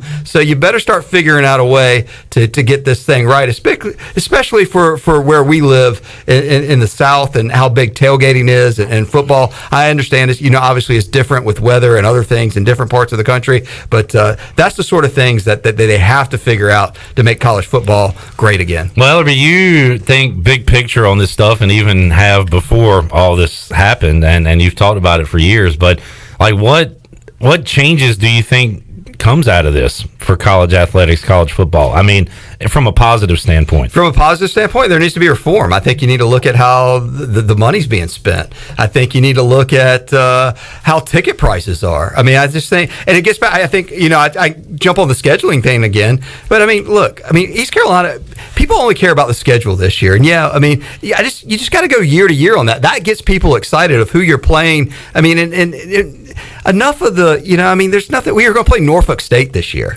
That just, are you just buying a win? I'm with you there. It's just, I don't know if that moves the needle for someone to pay $40 or $50 to go in Dowdy-Ficklin Stadium. Yeah.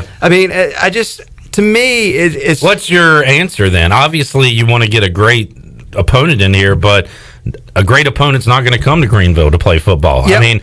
Is a Southern Miss a better option than Norfolk State? Is like Marshall, is that a fun game to you? I think it maybe gets... college football has got to be inclusive. It's too exclusive right now. And there's the Power Five. And I don't know what the answer to that is. Like, how do you make it where, like, to me, my whole thing this year was I wish the American would have just played the 10 conference games. And then, because it really just makes the conference games important. And then maybe you just play 1 or 2 non-conference games going forward. To me, that would be, I don't have a problem with that. And maybe those are regional games against teams that are, how they said that you get to play teams in your state or within a state away where they bus. And unfortunately, the reality is for ECU fans, the majority of them, that doesn't move the needle. Conference games. I wish it would, but it doesn't. I know, but if you have a shot at playing in a conference championship, and that would get you into something bigger and better. I think the one thing that this may reform all this college stuff is maybe the bowl games will go away. Some of them. The bowl games are no exciting. Now this year, the bowls are dead on arrival. No one's going to travel to go to bowl games, even if there are bowl games. And the bowl game things are so old. It's so tired. It's just there's time for reform. There's time to make things better. There's time to get people re-energized and excited again. And if you're telling me that bowl games at the end of the year are tradition and are history and it gets people, then that's just a bunch of junk. I've always said that there's no stakes to it. If you win, what happens? If you lose, what happens? Nothing. Your season's over anyway. And then now you're going to get to the point where all the good players, and you've seen this over the years, are going to opt out of playing in the bowl games because they just, hey, look, I'm going to the NFL. This game is meaningless. The statement has been made. So until you want to start, it's sad that you end the season with a meaningless game. Yeah. Unless you're one of 4 teams. You don't see, and I don't believe it's happened. It might come to it, but I don't see guys sitting out the NCAA tournament that are about to be drafted because they want to play for a championship. Not unless you're James Wiseman and you only play like 9 games at Memphis anyway. They don't want to play in the GalleryFurniture.com bowl. I get it, man. I understand it. So let's come up with a way to make it work for everybody. Let's make it work for the players. You got to make it work for the schools. The coaches need something out of it too, but the fans need something out of it too. You got to get the fans back on board. And for the last decade and a half or longer, they just, the TV deal has just been the most important thing to them. Well, you can enjoy that money, but then you're building all these facilities and improving your stadium. You got to give people a reason to pay that coin to come in and have a game day experience. Mike says on Facebook Live he walks into UBE and sees the pictures of the time we beat North Carolina State, etc. Nowhere is a pic of the time we won the conference championship 2 in a row, the one at Dowdy-Ficklin Stadium. I don't know if that's true or not, but I get his point that we celebrate, and there's more fans in the stands when we play those ACC teams than when we play our conference opponents. That's just the way it is, unfortunately. And I'll do some more research. I'll have to go on UBA and look and see if there are or not pictures. I'm sure there's a picture of Skip holding up the trophy. Yeah, something like that. But his point certainly stands. But it shows you the fraud of college football. Of that, in a way that's the way it's been built over the last. I think it shows Pirate fans care more about North Carolina State than they do Temple and Tulsa. And I get it. Also, if we're good, then every game is going to, be more attractive for fans to go to. That's kind of the bottom line, too. I think the one thing since East Carolina hoisted that last trophy in 2009, the Pirate fans have been humbled. And I think East Carolina thought we were going to roll that next decade, and we rolled downhill.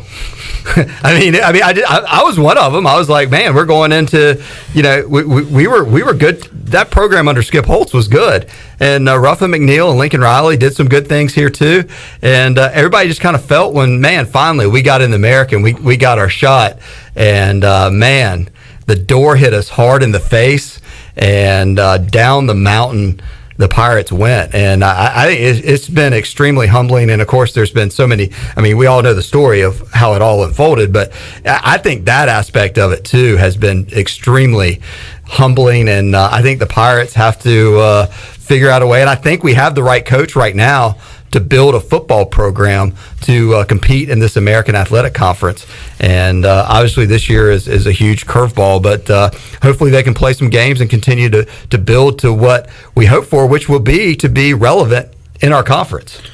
An impassioned Jonathan Ellerbe joining me on the program today. Ellerbe, enjoyed the chat. I enjoyed it. It was fun. I love talking football. I love talking. I mean, 20. Can you even fathom that it's 26 days? No, my brain can't comprehend it. I heard you talking with Bailey earlier. You said it's 3 Sundays still with no NFL. Football. That part of it still that's hard for me to comprehend. It is. I mean, even though the sports are back, do you really feel like sports? I mean, like they're on TV. You know, there's the NBA, NHL, MLB. I mean, it's awesome. I mean, that there's stuff going on. Nothing feels normal or regular. Right. I'm enjoying it, but it doesn't feel true. I think because my son was able to go through the Little League experience this summer, that felt like real sports, because actually going to a game and attending a game, there's more tangible aspect to it. But I think when it gets closer, maybe, because I don't have an NBA team or really an ML. I mean, we follow the Orioles and Braves a little bit, but I think maybe East Carolina, and maybe for you, when you see the Washington football team that maybe you'll have more of a deeper connection, and maybe that'll really start to kick in a little bit more. College football, certainly, like that would make me feel very normal, and the NFL to some degree. But I think I have been so far on there won't be college football that I just can't buy in 100%. I don't want my heart to get broken, Ellerbe. Yeah, well, I'm hoping so much that it's college football, and I'm really hoping, because there's going to be so much more drama off the field of the people that aren't playing. You talk about literally, this is a year of the haves and have-nots, and the have-nots don't have football. It's not that they don't have a seat at the table for the college football playoff. There's the haves and have-nots that are playing and aren't playing. What's Harbaugh and Ryan Day going to be like tweeting about during SEC games? You know, they're going to be irate that those games are going on, and they're having to sit there and watch them and not play. What about week one when they're staring at their 70-inch TV in their mansion, and Big Ed goes, "Go Tigers"? Oh, they're going to be so upset. I mean, he's going to break his khakis. He's just going to split them right down the middle. Oh man! All right, thanks for hanging out, Ellerbe. All right, we'll see you next week. Continue the college football discussion with Ronnie Woodward when we return. Yeah, Ronnie.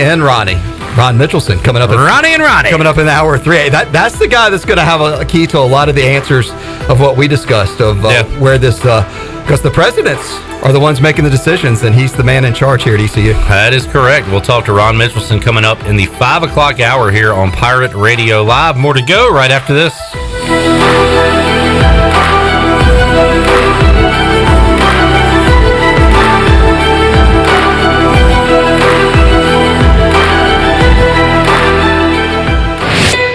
Let's turn a trip to the branch into a tap on your phone.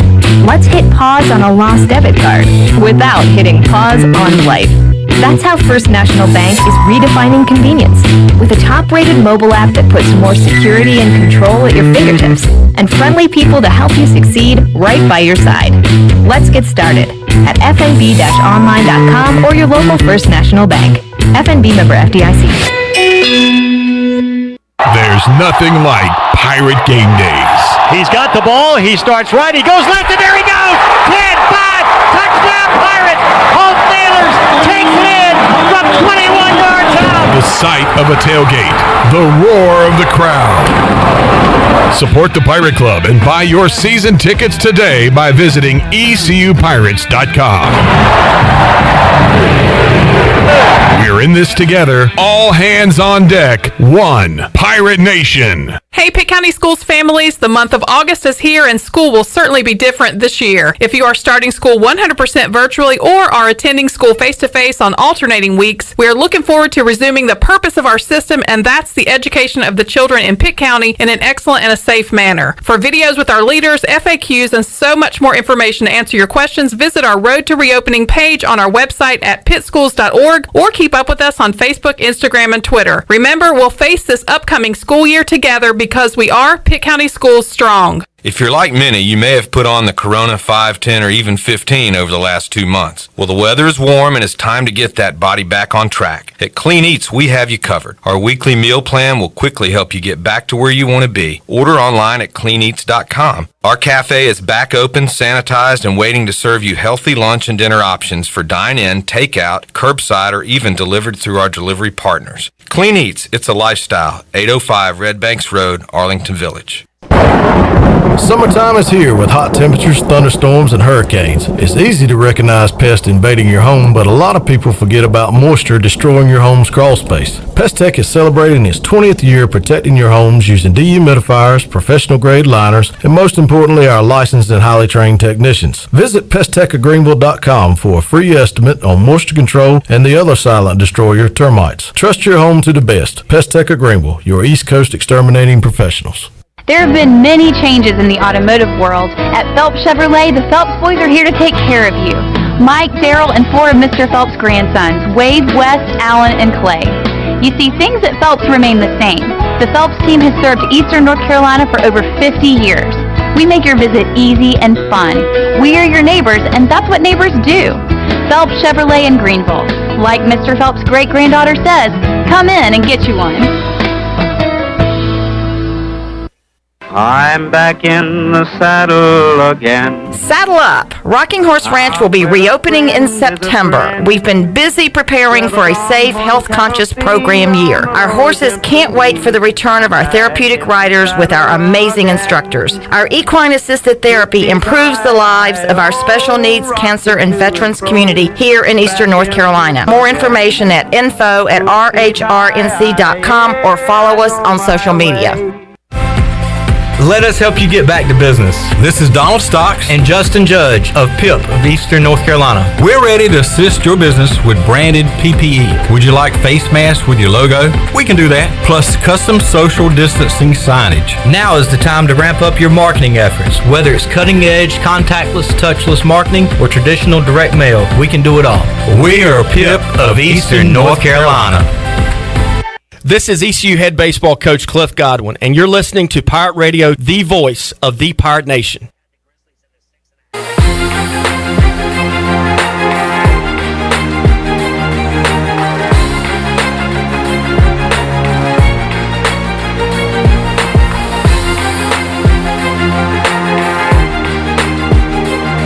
You're listening to Hour 2 of Pirate Radio Live. Now, back to the show. Welcome back. UBE is an ECU tradition and has been for over 50 years, and you can shop online anytime at pirateware.com. UBE has the biggest and best selection of ECU sportswear and accessories for pirates of all ages. Every day is game day at UBE. Now let's head back in to Pirate Radio Live. Here's your hosts, Clip Brock.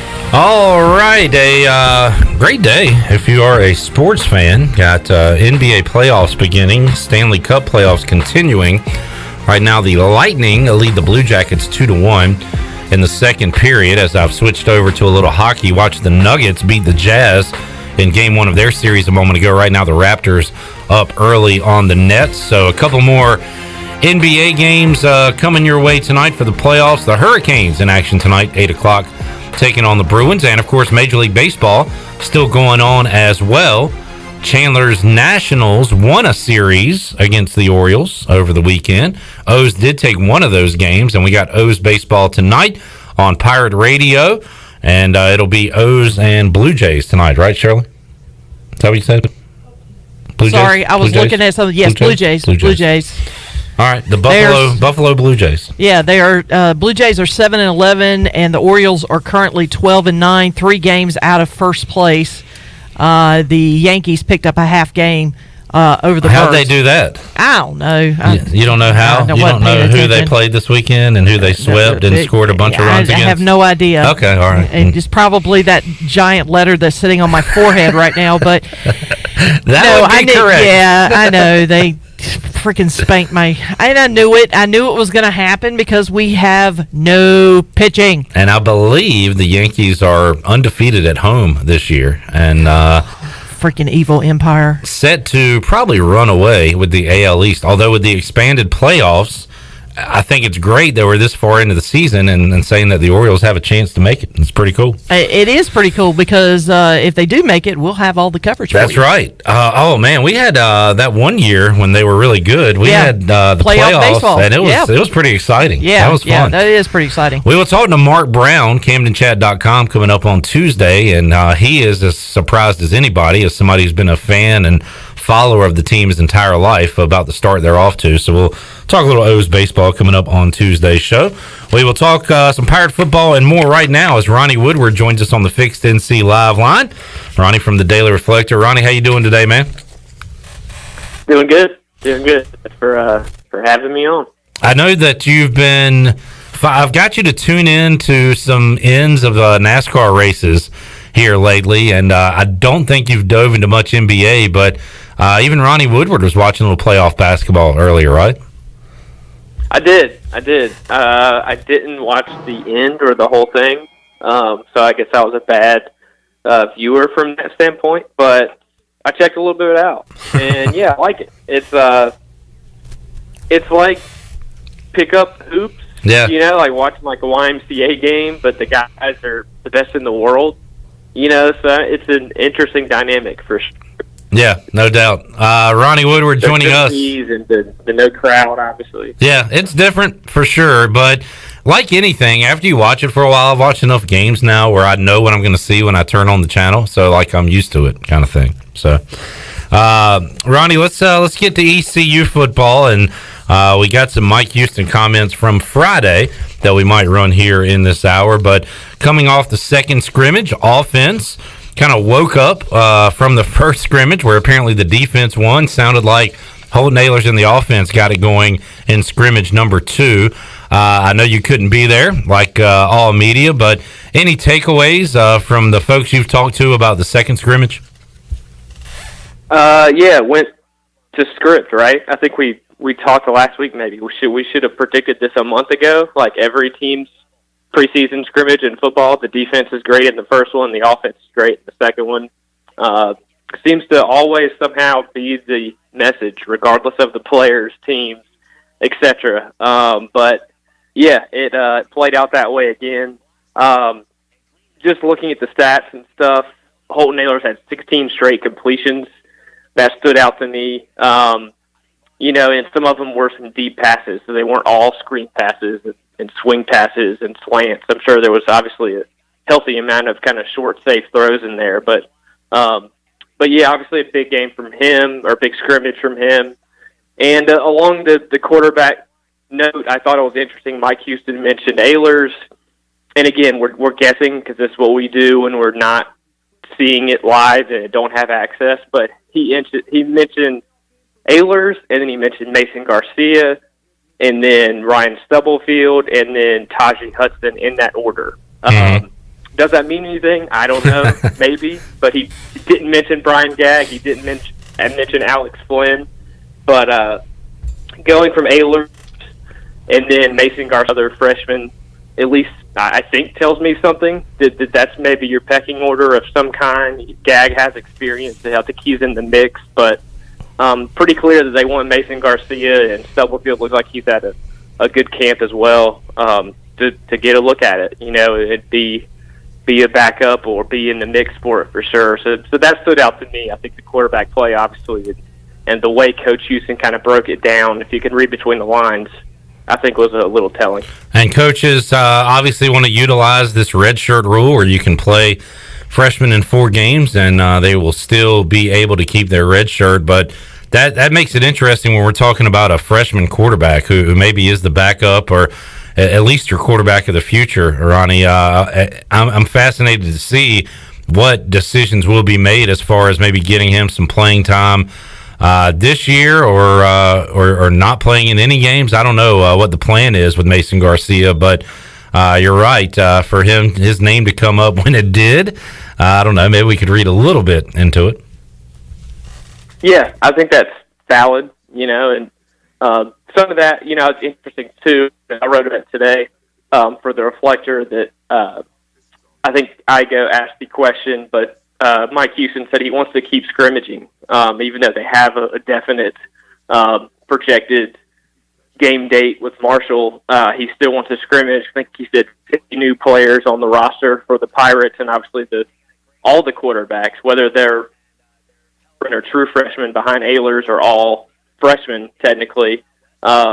And they have a young team, and he wants to get these guys a lot of looks. And scrimmages typically are the best way to do that. And then then you can evaluate the film afterwards, and really productive for young guys. And I think that's across the board, really. At certain positions, but ECU has a young team, and I think these scrimmage. That's an interesting note because I know Marshall that first Saturday.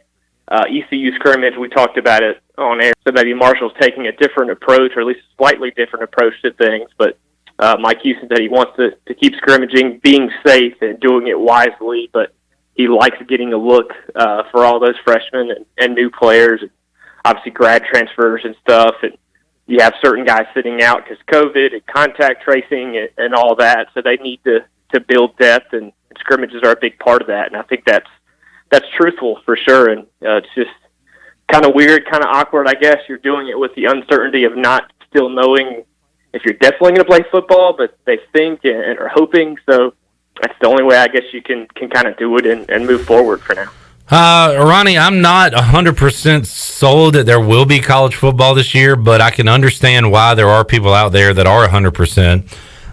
It really kind of depends on what you want to read and what you want to believe, right? Because you can take any side you want on it. And what did Mike Houston say last week? That if you're on the internet long enough, you can You'll believe anything. You'll believe anything. Yeah, something like that. Which he's absolutely right. He's 100% correct on that.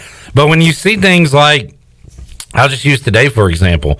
Marshall and App State have scheduled a football game for the 19th of September. That's about a month away. The SEC coming out with their full schedule tonight, but moments ago they released their Week 1 schedule, which will start September 26th. I mean, why should we? There's no reason we should believe they're doing this just as a giant facade. I mean, they're all planning to play football. So I see why it gives people hope, and it gives me a little hope that there will be football coming up next month. Yeah, I love that Marshall game, personally. Marshall against App State. I like that Marshall will come to Greenville, and then a week later will host App State.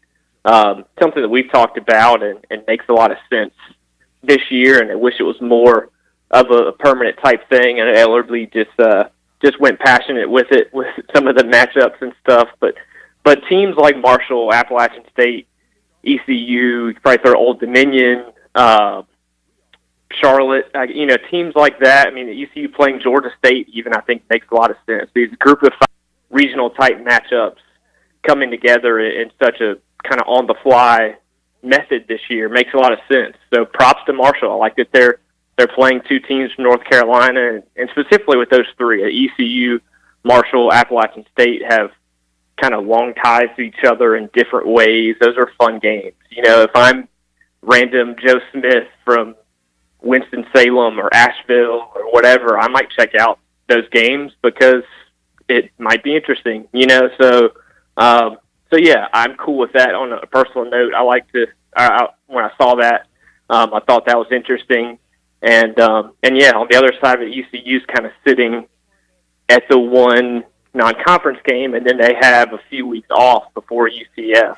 So on another note, again, the Twitter/internet thing, I saw Temple is looking at not adding any non-conference games, so they might only play AAC games and be flying everywhere every other week. So there's different ways to do it, obviously, and everybody's kind of in the same boat of hoping it works out. But how you go about it is going to be interesting. But like everybody else, it's getting closer. So you just have to kind of hope and see. And obviously, there's big news out of UNC today, campus-wise, on how that affects things. If it doesn't, that's something you could look at positive or negative, Ronnie. I mean, a positive standpoint is students are off campus. That means it's going to be safer for the football players, the college athletes, to to practice and to be safe from COVID-19. Or you could look at it the flip side. Well, if students aren't on campus, then why are we playing football games? So I go completely positive side on that. I think it's great. Let's move forward with football, because now with students gone from Chapel Hill, it'll be even safer for those guys. Yeah, I'll throw in since you wrote that, I'll throw in a negative, I think, which maybe outlies or supersedes all the others, is the finances.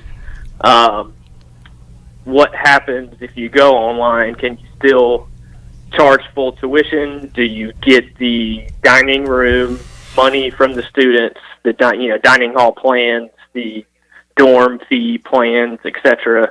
I know there's been some stuff out there in North Carolina system that the universities are still going to charge full tuition and that type of stuff, but yeah, that could get messy. And I know that all schools, especially a school like ECU, you could obviously ask the Chancellor in a little bit, need that money. They need the student fees and the dorm, the dining hall, etc. type thing. So that worries me, or I think is at least an important part of the going full online. What does that mean for the finances? Is the big question. Well, how does that affect athletics, like football season? Just because that's a big part of the ECU's athletic budget. Everybody's athletic budget is student fees. Student fees, I've heard at ECU makes up at least somewhere between a third or half on a normal year of the athletic budget. So if that's taken away completely, that's not good. Or if that is downgraded, or again, and that's at every school. That student fees is helps with. So schools need that money, and if you're going all online, I don't have the answers. Obviously, the president and all that do, but how does that affect? I wouldn't want a student paying for a dining hall fee and living in my home, and not eating the food, like that could get messy, and that affects a lot of the budget. So I wonder the financial side, like a lot of things, what happens if you don't have students on. It's my general understanding that ECU needs students on campus to help with the athletics budget. So if that doesn't happen, out the domino effect of that would be an obvious question. Yeah. Ronnie Woodward joining us. We talk a lot about the Marshall game because it's the first game. It was scheduled for, good grief, like a week and a half from now. Instead, pushed back to the 12th. We haven't really talked at all about the Georgia State game, and I don't follow much Panthers athletic news, Ronnie. Maybe I need to get Wager McGee. He's got some ties there, I believe, to Georgia State. But we don't talk about that one a lot. I mean, that's kind of full systems go, right? Because the Sun Belt is still planning on playing, and I just haven't heard one way or the other, which is a good thing, right? I mean, that game is scheduled and ready to go for ECU's second non-conference game. Yeah. And the only thing I know about Georgia State for now is it's located in Atlanta.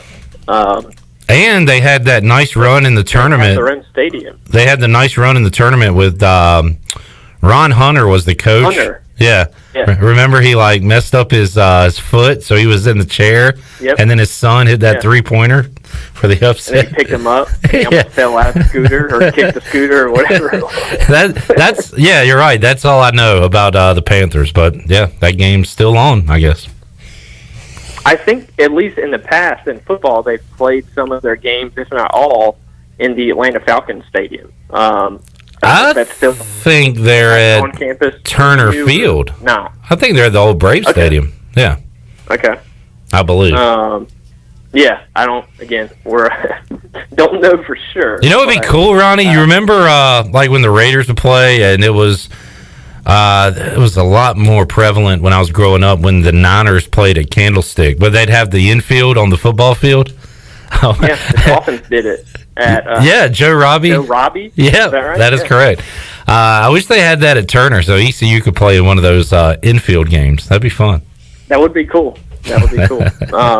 But yeah, your original question, I think the Sun Belt obviously is in a waiting game, and look, it is what it is. The Sun Belt Conference USA and the American, maybe the American has a little more leverage. Yeah. Those leagues are they're not calling the shots in this thing. You know, you could probably even argue that the Big 12 and ACC isn't to some extent either. You know, if the SEC goes forward, that's good for college football. If the SEC can't, that might be a wave goodbye. So I think everybody's following the league of one, or following the lead of one, or maybe a few other conferences, but certainly Conference USA are chilling. And I think I've even read some stuff that the Sun Belt officials of some kind have straight up linked to the SEC and said we're following the SEC's lead, and kind of been pretty open and outspoken about it. So yeah, you know, half of the country wants to play football, and obviously others don't, and it's generally in the southeast, southern part of region of the country. So we'll see how it goes. And yeah, the SEC obviously I think has the most leverage or the most weight in the thing. Well, good news, folks. The SEC is putting out their schedule tonight and have released their Week 1 schedule already. So game on, hopefully. Right, Ronnie? Yeah. Hey, I mean, I'm at this point, obviously in our business, it's good to have something to talk about, practices, games, whatever, than not have anything at all, like we went through from April until. So yeah, let's hope it happens and see how it plays out. And I'm like a lot of other people that I don't have all the expertise or answers, and don't even want to pretend like I do. But kind of waiting and seeing, and in the meantime following practices from day to day, and seeing how all this develops here with you. We will see. I know they have practice tomorrow. They were off today, and they have practice tomorrow. So that's about all you can kind of plan for now. Donnie Kirkpatrick, who's a coach, of course, offensive coordinator, said pretty much the same thing, Ronnie, kind of get through the day. And he said, I know today we don't have practice, and tomorrow we do. So that's the focus right now, day by day and week by week, with Ronnie Woodward here on Mondays here on Pirate Radio Live. Ronnie, thanks for joining us. As always, man, have a good week, and we'll talk to you again soon. Sounds good. Yep, appreciate it. Ronnie Woodward joining us on the Fixed NC Live line. We will take a timeout, get ready to close up hour number 2 of today's show, a show that is flying by. And then hour number 3, Troy D going to be here in the Pirate Radio studios, as will Dr. Ron Mitchelson, coming up in just about 10 minutes or so. Take a timeout, come back, more to go on Pirate Radio.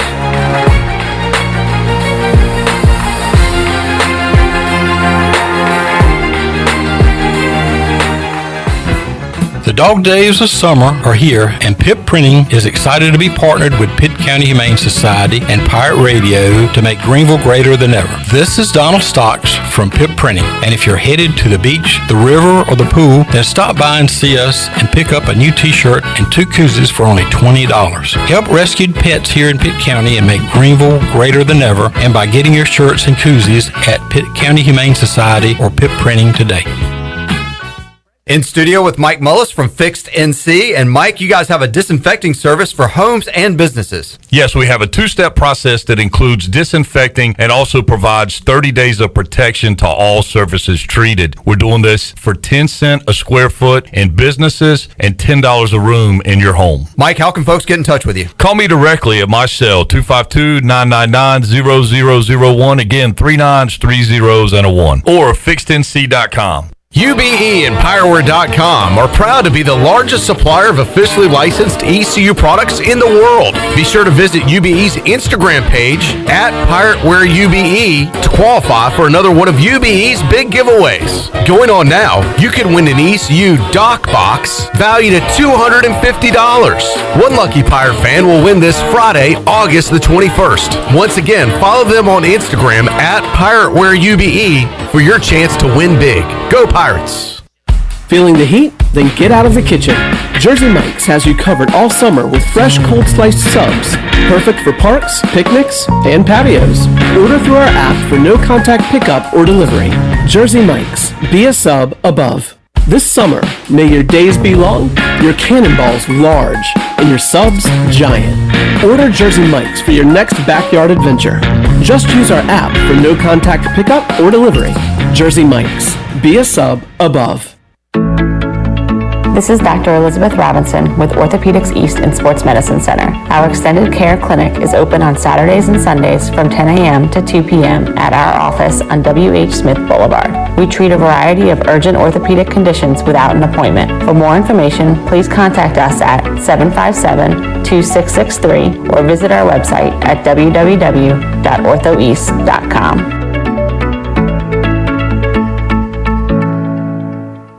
Do you think you might have been exposed to COVID-19? Maybe you're planning to visit parents, family, or friends. Arc Point Labs of Greenville offers same-day COVID-19 results. No referral needed. Same-day results available. Arc Point Labs of Greenville offers easy solutions to COVID-19 testing. Arc Point Labs of Greenville is located across from Vidant Hospital on Executive Circle behind Southern Bank. Call for an appointment or walk in. Arc Point Labs of Greenville, 215-5688 or arcpointlabs.com.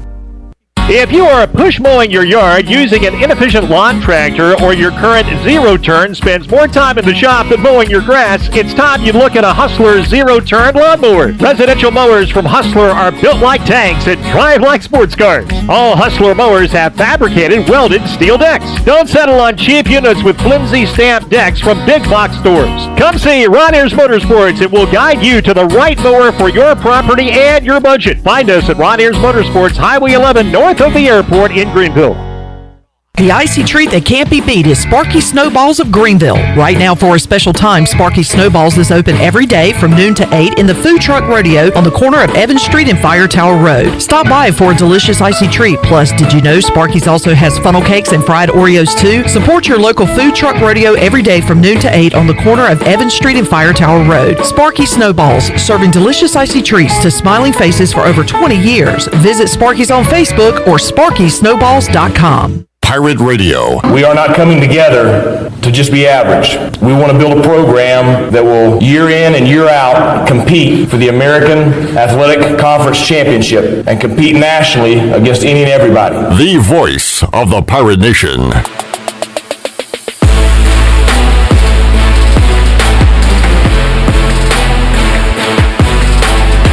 You're listening to Hour 2 of Pirate Radio Live. Now, back to the show. Welcome back. Orthopedics East and Sports Medicine Center of Greenville's new extended care clinic is now open Saturdays and Sundays from 10 a.m. until 2 p.m. so you can avoid the emergency department for any urgent orthopedics care. For more information, call 757-2663 or visit orthoeast.com. Orthopedics East, providing services to Eastern North Carolina and the Pirate Nation for more than 35 years. Now let's head back into Pirate Radio Live. Here's your host, Clip Rock. All righty, wrapping up hour number 2 of today's program. Once again, Ron Mitchelson coming up in the 5 o'clock hour as Troy D. also will join me here inside the Pirate Radio studios. Coming up on Tuesday's edition of Pirate Radio Live, we'll talk to Brian Weingartz from Greenville Little League. What a great job he's done to get in a ton of games for kids in Greenville. And we'll talk about all the stars and celebrities he's had to call the play-by-play action, including saw Corey Glore and Cliff Godwin recently, I believe, calling the city championship the other night. So we'll talk some baseball with Weingartz coming up on Tuesday's show. Wednesday, we'll check in with the voice of the Campbell Fighting Camels, Chris Haymeyer, as Campbell, Missouri State, and others are going to have some interesting and very short football seasons in 2020. Campbell, according to their schedule, right now has 2 games scheduled for the football season. At last check, when Igo and I were discussing it last week, Missouri State will open the season with Oklahoma, and then their season will be over. As far as the last time we looked, they had 1 game scheduled for the fall of 2020. So we'll talk to Haymeyer about that, the scheduling process with Campbell, and I don't know, how do you get ready for a 2-game season? Well, we'll discuss that coming up Wednesday on the show. Thursday, looking forward to catching up with Trey Benton, former ECU pitcher, now with the Cleveland Indians organization, and was primed for a really good senior season at ECU, got injured, and we'll talk about his recovery and how he's doing now and what he's up to as he awaits getting back on the mound and pitching in minor league baseball and hopefully Major League Baseball one day. Looking forward to catching up with him. And then Todd Graffinini, voice of the New Orleans Pelicans, is free from the bubble. We'll talk about his bubble experience with the Pelicans there in the NBA. So all that and a lot more coming up the rest of the week right here on Pirate Radio Live. We'll take a timeout, come back, and get you set for hour number 3. Dr. Ron Mitchelson joining us inside the Pirate Radio studios, Troy D as well. Hour number 3 of PRL is on the way after this.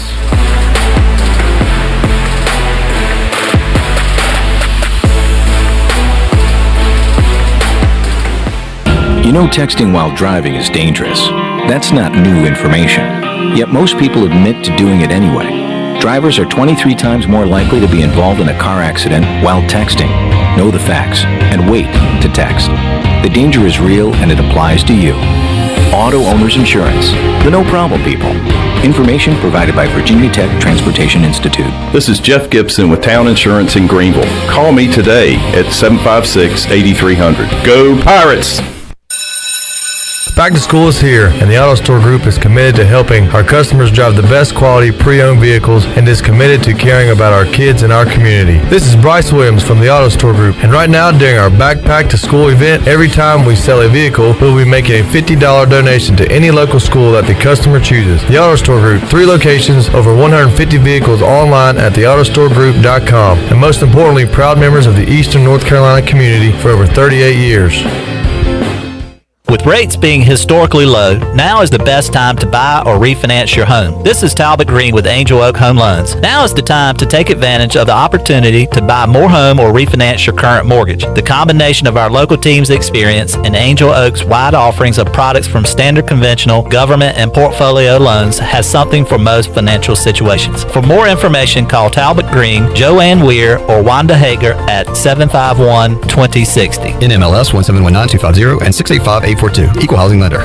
How much does the word reliable mean? Sure, all businesses describe themselves as reliable, and we certainly wouldn't expect any business to be unreliable, but when you take a word like reliable and make it your way of life, the entire core of your business, it tends to mean a little more. And it's something you have to show people, not tell them. At Delcor, we show it by being there the same day you call. We show it by simply doing outstanding work with exceptional products, a family-oriented work ethic, and genuine caring for all of our neighbors throughout Eastern NC, because in a time of need, we know the first and the only thing you need is someone you can count on. That's why we only use equipment you can count on too, like a train comfort system. It's hard to stop a train. Delcor can have a new train comfort system installed in no time, or we can provide an AC tune-up to make sure your system is performing well. So will your system keep you cool all summer? Find out. Call us. We're Delcor, the service professionals, reliable for over 4 decades. Visit DelcorInc.com today. Know what I like most about my new phone from US Cellular? I don't know. That it was $700 off. What? Switch to US Cellular and get $700 off the latest phones. US Cellular. Choose fair. Promotional pricing requires an unlimited everyday or even better plan. New line, port-in, credit approval, qualified smartphone purchase, and comes via monthly bill credit on a 30-month retail installment contract. Taxes, fees, and additional restrictions apply. Does the idea of going to your local U.S. Cellular store make you feel a bit uncomfortable? Tired of the hassle of waiting and wearing a mask? Let Toby Williams and its outside sales team take away that worry. They will come right to your home or office and drop your phone off on the porch or at the front desk for you. Saving you time and worry is what the team at Cellular Warehouse is all about. Call Toby today at 252-799-7051 and let them help you with all of your wireless needs. Cellular Warehouse, your local U.S. Cellular authorized agent.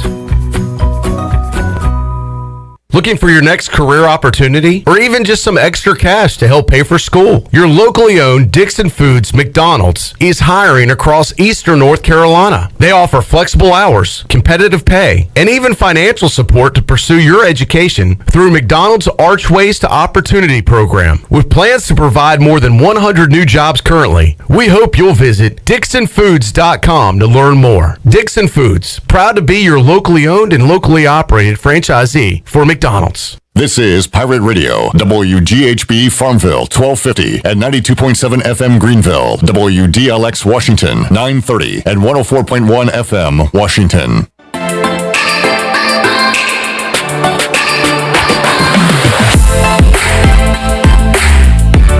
You're listening to Hour 3 of Pirate Radio Live. This hour of PRL is brought to you by Atlantic Wireless, your local authorized U.S. cellular agent. Atlantic Wireless now offers home internet service. Visit AtlanticWireless.com to find a store near you. Now, back to the show. Welcome back. Greenville Utilities Neighbor to Neighbor program provides help for those who need temporary assistance with their utility costs. And you can make a difference. Your tax-deductible donation can be added to your GUC bill each month, or you can make a one-time donation, and GUC matches all donations up to $20,000 each year. Consider helping a neighbor with GUC's Neighbor to Neighbor program. Now let's head back into Pirate Radio Live. Here's your host, Clip Brock. All right, thank you very much, Shirley Rhodes. Hour number 3 of Pirate Radio Live here on Pirate Radio 92.7 FM in Greenville, 104.1 in Washington, 1250, 930. We're on PR927FM.com, streaming there. And, of course, you can watch us on Facebook Live and YouTube Live. Troy D. here inside the Pirate Radio studios, and Dr. Ron Mitchelson joining us for the hour as well. Good to see you, gentlemen.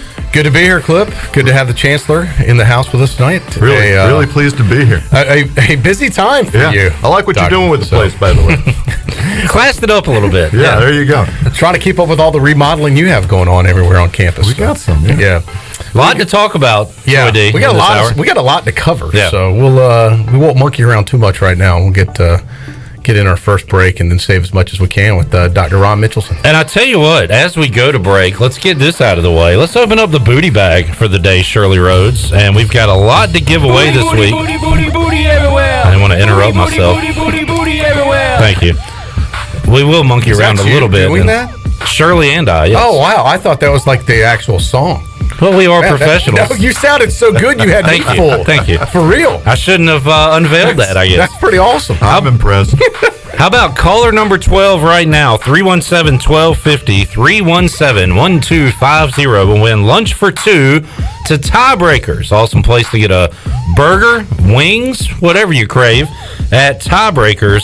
Caller number 12, 317-1250 will be a winner, and we'll be back. Troy D., Dr. Ron Mitchelson here in the Pirate Radio studios. Pirate Radio Live rolls on after this.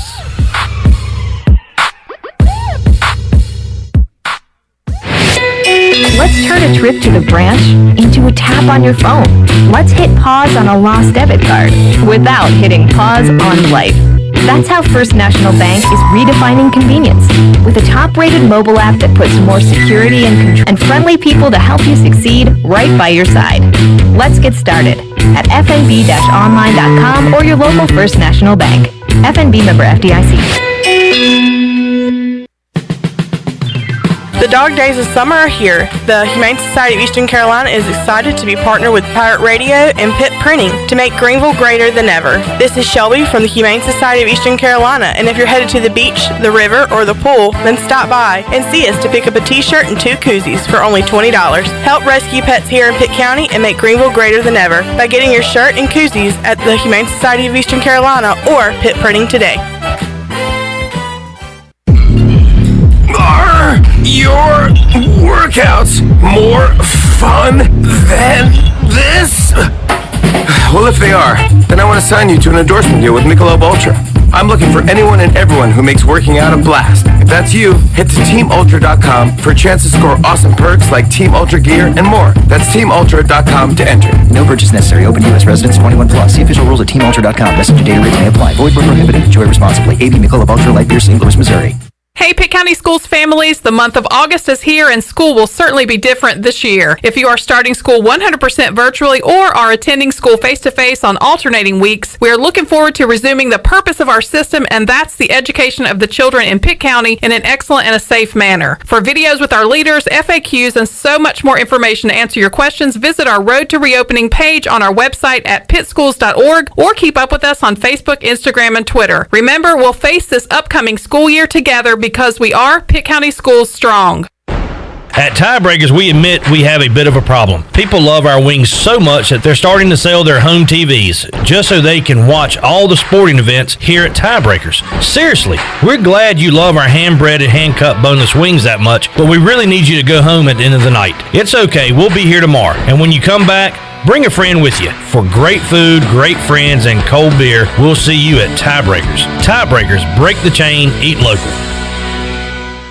The Frells family lives on a lush piece of land called greener pasture, and they work on it behind the wheel of a John Deere 1 Series tractor. With its durable construction and features that hook up to dozens of attachments with ease, no job is too tough. The Frells family runs with us, because this is more than just land, it's home. Nothing runs like a Deere. Search John Deere 1 Series for more. Get quality at every turn with Quality Equipment, your local John Deere dealer, with 27 locations in North Carolina and southeastern Virginia. Find out more at QualityEquip.com. Bostic Sugg Furniture wants to know, how'd you sleep last night? If you're like thousands, the answer is probably not very well. You're tired, stressed, your job suffers, and worse, your health suffers. Get better sleep on a Restonic mattress, a Consumer's Digest Award winner 13 years running. Restonic Queen mattresses start as low as $4.99. Restonic two-sided Queen mattresses from only $6.99. If you're ready to wake up to a whole new you, we have a Restonic mattress waiting for you exclusively at Bostic Sugg Furniture.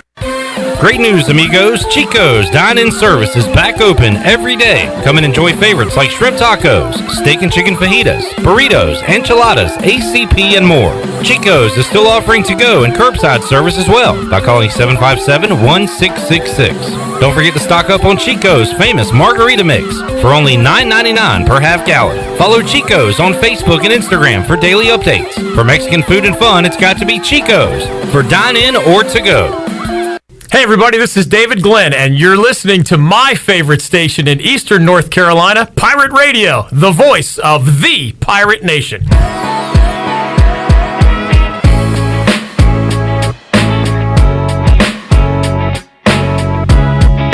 You're listening to Hour 3 of Pirate Radio Live. This hour of PRL is brought to you by Atlantic Wireless, your local authorized U.S. cellular agent. Atlantic Wireless now offers home internet service. Visit AtlanticWireless.com to find a store near you. Now, back to the show. Welcome back. PRL this afternoon is brought to you by Bud Light, who reminds Pirate fans to always stay in the game and drink responsibly. Bud Light, proudly distributed by Carolina Eagle Distributing since 1989. Now let's head back into Pirate Radio Live. Here's your hosts, Clip Brock. All right, thank you very much, Shirley Rhodes. Got intern Chan running the video production today, hour number 3 of Pirate Radio Live. Clip Brock here, Troy D here, and the Chancellor at ECU, Dr. Ron Mitchelson. And by the way, got a great hour coming up, and keep it locked to Pirate Radio. If you missed the Brian Bailey show earlier today at noon, his conversation with Donnie Kirkpatrick, always great. You can check that out at 6 o'clock. And we got Baltimore Orioles baseball tonight on Pirate Radio as they take on the Blue Jays. So a full night of great radio coming your way here on Pirate Radio, Troy D. Yeah, no doubt about it. We'll get started in hour 3 here with Chancellor Ron Mitchelson. Ron, first of all, great to see you again. Thank you so much for coming in studio. Yeah, and thanks for having me. Happy start of the new school year. Yeah, it's off to a real start. Let's start with the big story, at least coming out of Chapel Hill moments ago, that UNC Chapel Hill has decided now to go exclusively online learning. Your thoughts, first of all, about that, as they are a brother or sister school in the UNC system. So the system met at 3 o'clock to learn about this, and we met with President Peter Hans, who laid it out for us. There was a deliberate decision process there. They really accelerated. Their case, the COVID case, is really accelerated over the first week and into the weekend, and that's what I heard. They had overwhelmed their capacity, and to be able to treat people once they got to isolate, to quarantine, and they were headed in that direction. And so they're gonna pivot to online only for their undergraduates. They have a huge graduate population there as well, so they'll still stay face to face, and but their undergraduates are basically headed home. Where are we at with East Carolina University with the COVID situation? I know there's a few cases. It doesn't seem overwhelming, knock on wood, right now. Yeah. What are the numbers, students that currently, let's just deal with active cases, because that's really what matters. Students and staff, what are the numbers right now? So we 2 weeks ago, we had 30, and this past week we had 31.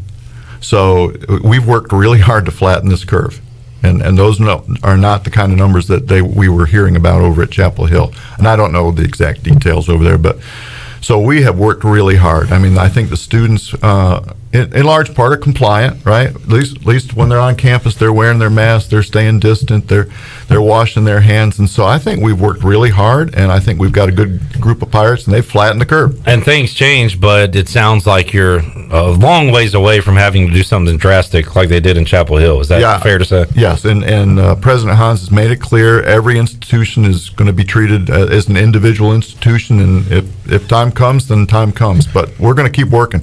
Once again, we're talking to ECU Chancellor Ron Mitchelson live in studio as the ECU school year is underway. Ron, what is the protocol if a student ends up testing positive for COVID? I know you guys have all these protocols. What happens to that student, where they go, what the procedure is, and what is the capacity for East Carolina? How many people can we accommodate testing positive before it becomes a problem like UNC Chapel Hill? So we've got a lease agreement with one of the local apartment complexes, and we can expand it. So our lease agreement permits us to expand the capacity for isolation and for quarantine as it grows. But if we stay flat, we're in good shape, and that's the goal. The goal is to stay flat with this curve, and as long as the students, do the community expectations that we've laid out for them, we'll be in good shape. Are the only students that could be isolated, or if the ones living on campus? I guess if you're off campus, you kind of need to do that on your own. That's not the university responsibility. That's correct. University takes responsibility for those living in the residence halls.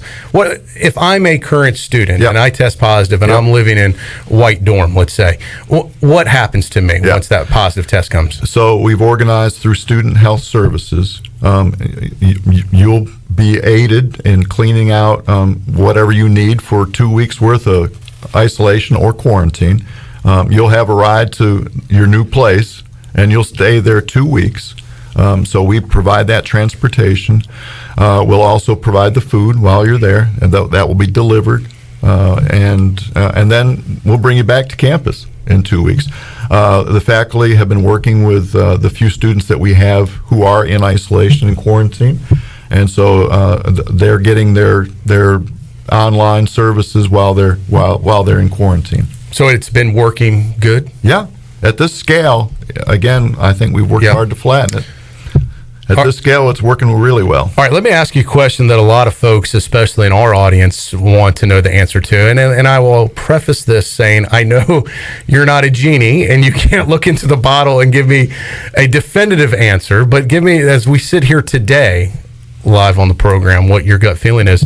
Will ECU football be played in Greenville, North Carolina?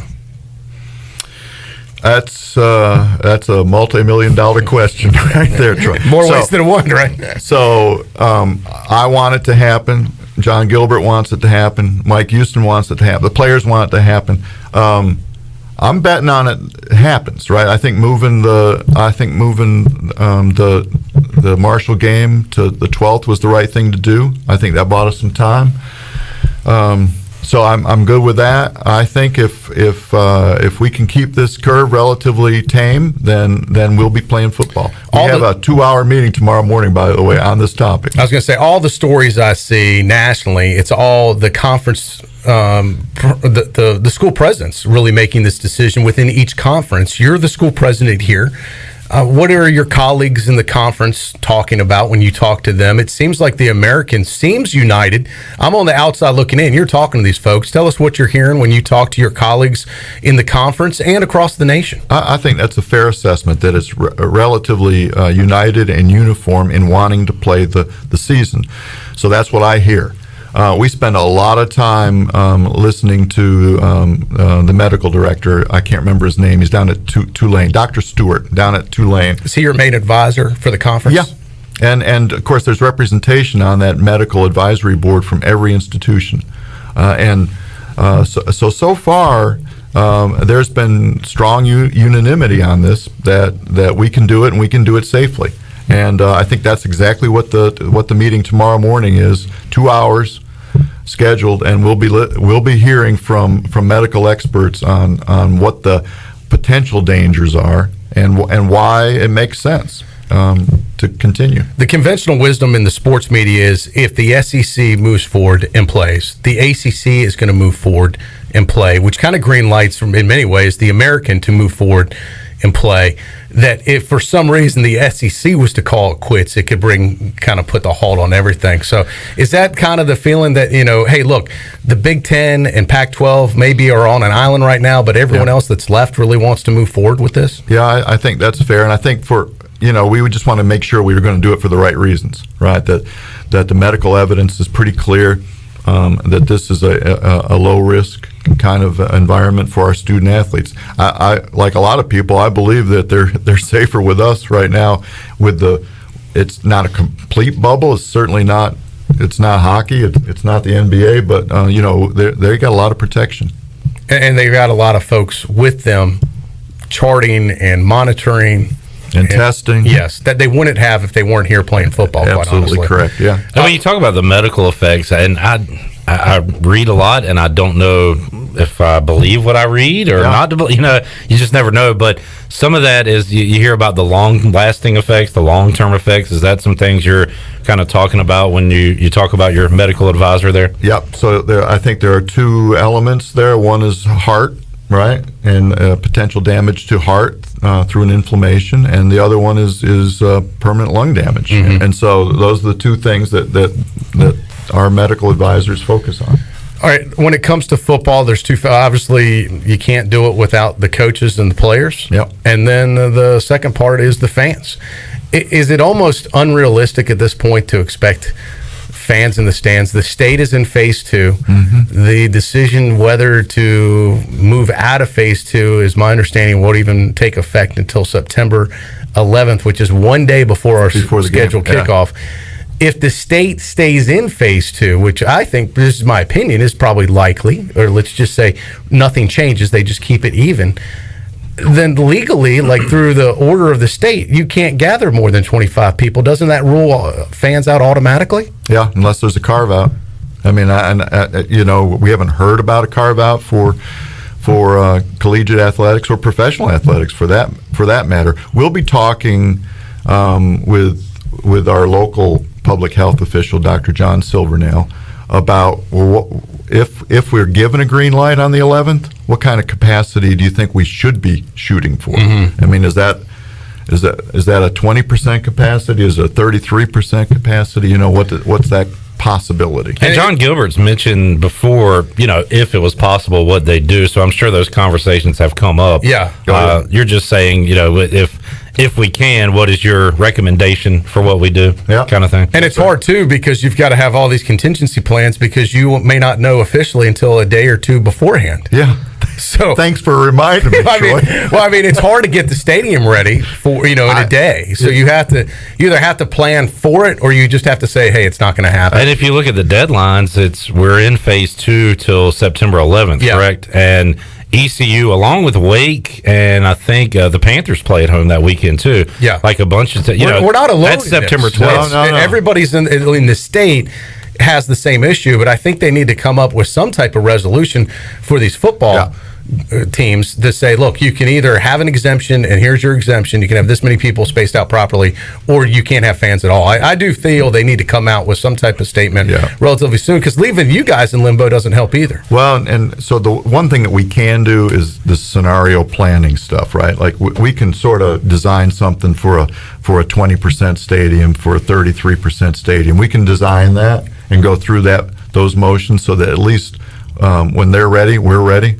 So that's been going on. John and his team have been doing that. Obviously, the football program at East Carolina, just like every other university, is a major fundraising apparatus, and it brings in millions of dollars to the program through whether it's through ticket sales, concessions, donations, you name it.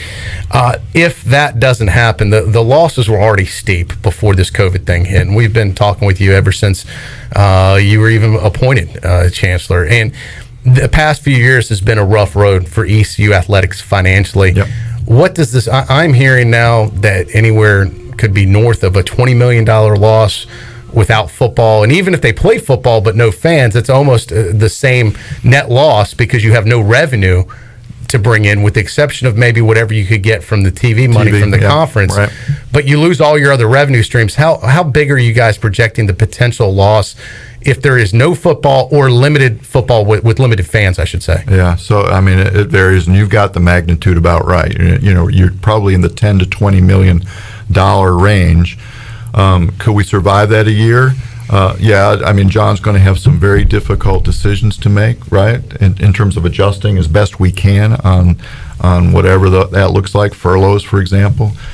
So it wouldn't be pretty. It would not be pretty. And would we survive it a year? Yes, we would. I mean, we would survive it a year. It's not sustainable.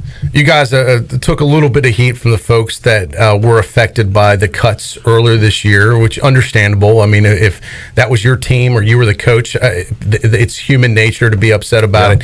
Unfortunately, those were problems that you and John Gilbert inherited, in my opinion, and have kind of come up to try and salvage this ship financially. But for folks that I know there was a little group that wants to try and bring that back, that's it. And I'm not putting down swimming and diving at all, but that's not realistic of any sports coming or adding any sports back at this point, is it? No. And you know, that was a horrible decision to have to make. And we have a lot of admiration and for those teams and for their accomplishments through history, but we can't support 20, and we're down to 16, and it's going to stay there for a while. How about the university as a whole, Ron? What is our current enrollment at? Have you guys come up with those numbers? Yeah, so as of this morning, for the second time in our history, we have over 29,000 students over there. So it was just a tad bit over 29,000. So we've done, I think, a remarkable job of recruiting and retain. We're going to set the retention record. 84% of last year's freshman class is coming back. That's huge. We've never had that kind of retention number before. So these things all add up. Big transfer class. I mean, I'm really proud of what the team has done over there. So we'll have over 29 this morning, enrolled over 29,000 students. That is tremendous. I imagine how many of these students so much going to online. Yeah, and some of these students are forced to have to do online classes.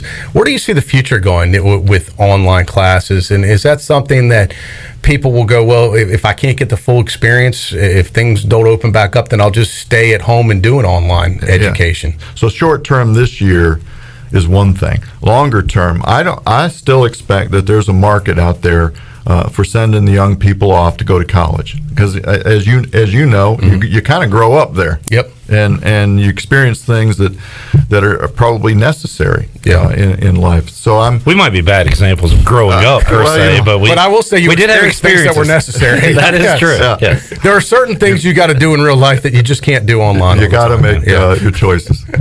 So you know, I that's not going to go away. That market niche is going away. What I'm really excited about is that you know, our toolbox is a lot better today than it was a year ago.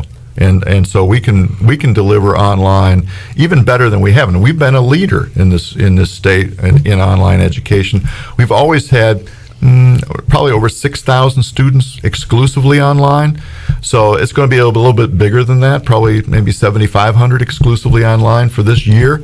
But we'll still have that face-to-face market niche. And I know, intern Chandler is taking an online class. It sounds like it's going pretty smooth, Troy D. Unlike what might have happened in Pitt County today, I understand in my home there was some online issues, and maybe yours is a little bump in the road getting in the NC Cloud. I think there was a sign-in system failure, but I think they got it resolved. But a lot of challenges there. There are. And Ron, you run a major university that's used to high-tech stuff that was laying fiber back in the late 80s, getting ready for all this stuff.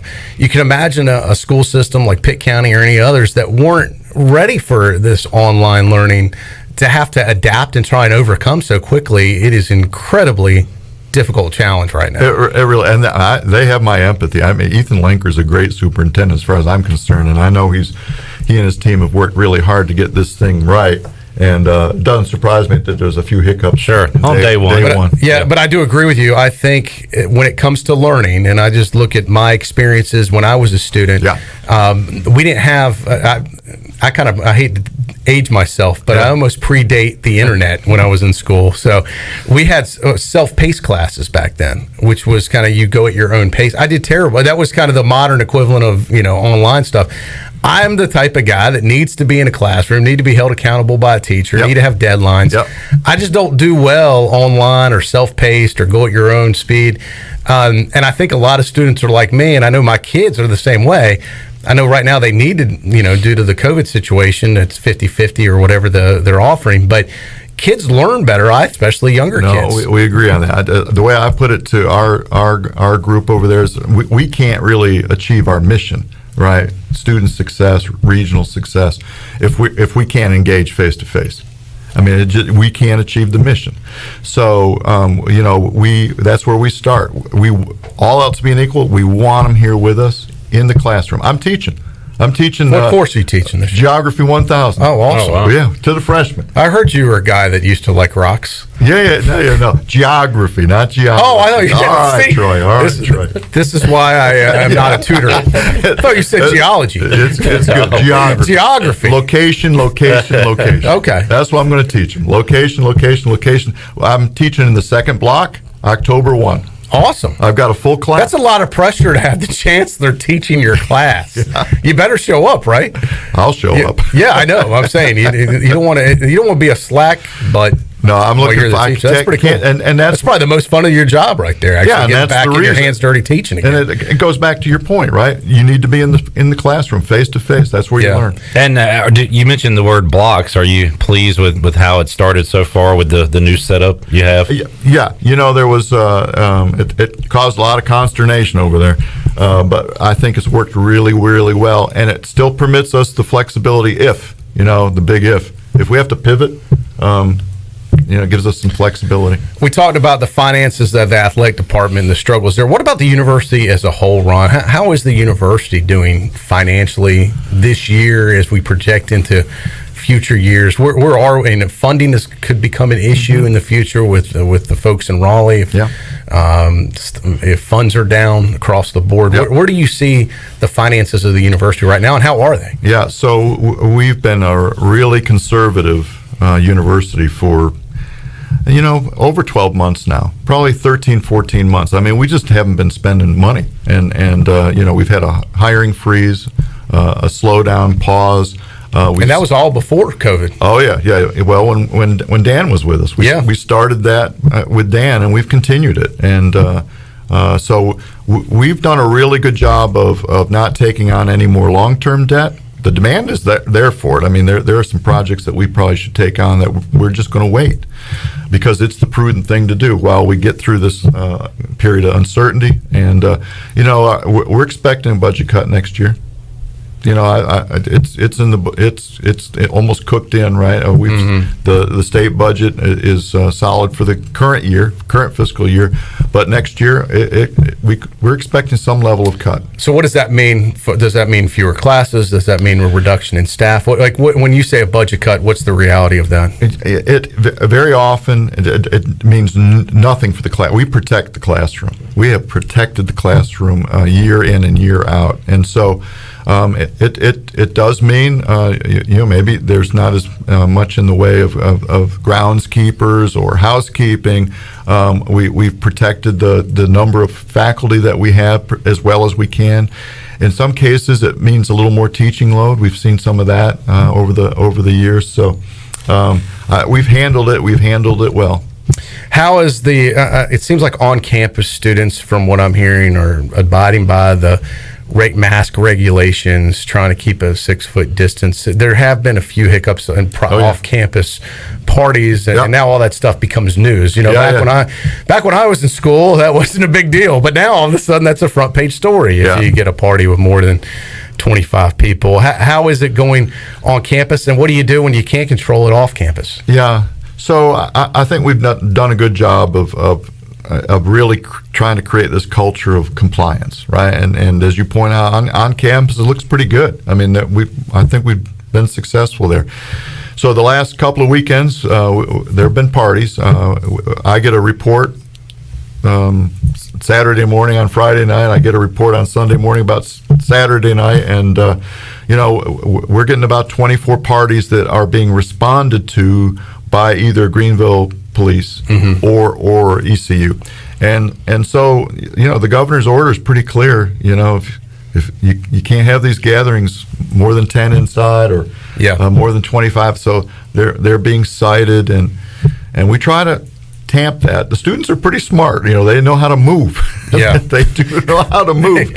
So, they have adapted and overcome, too. But we've got some real heroes over there.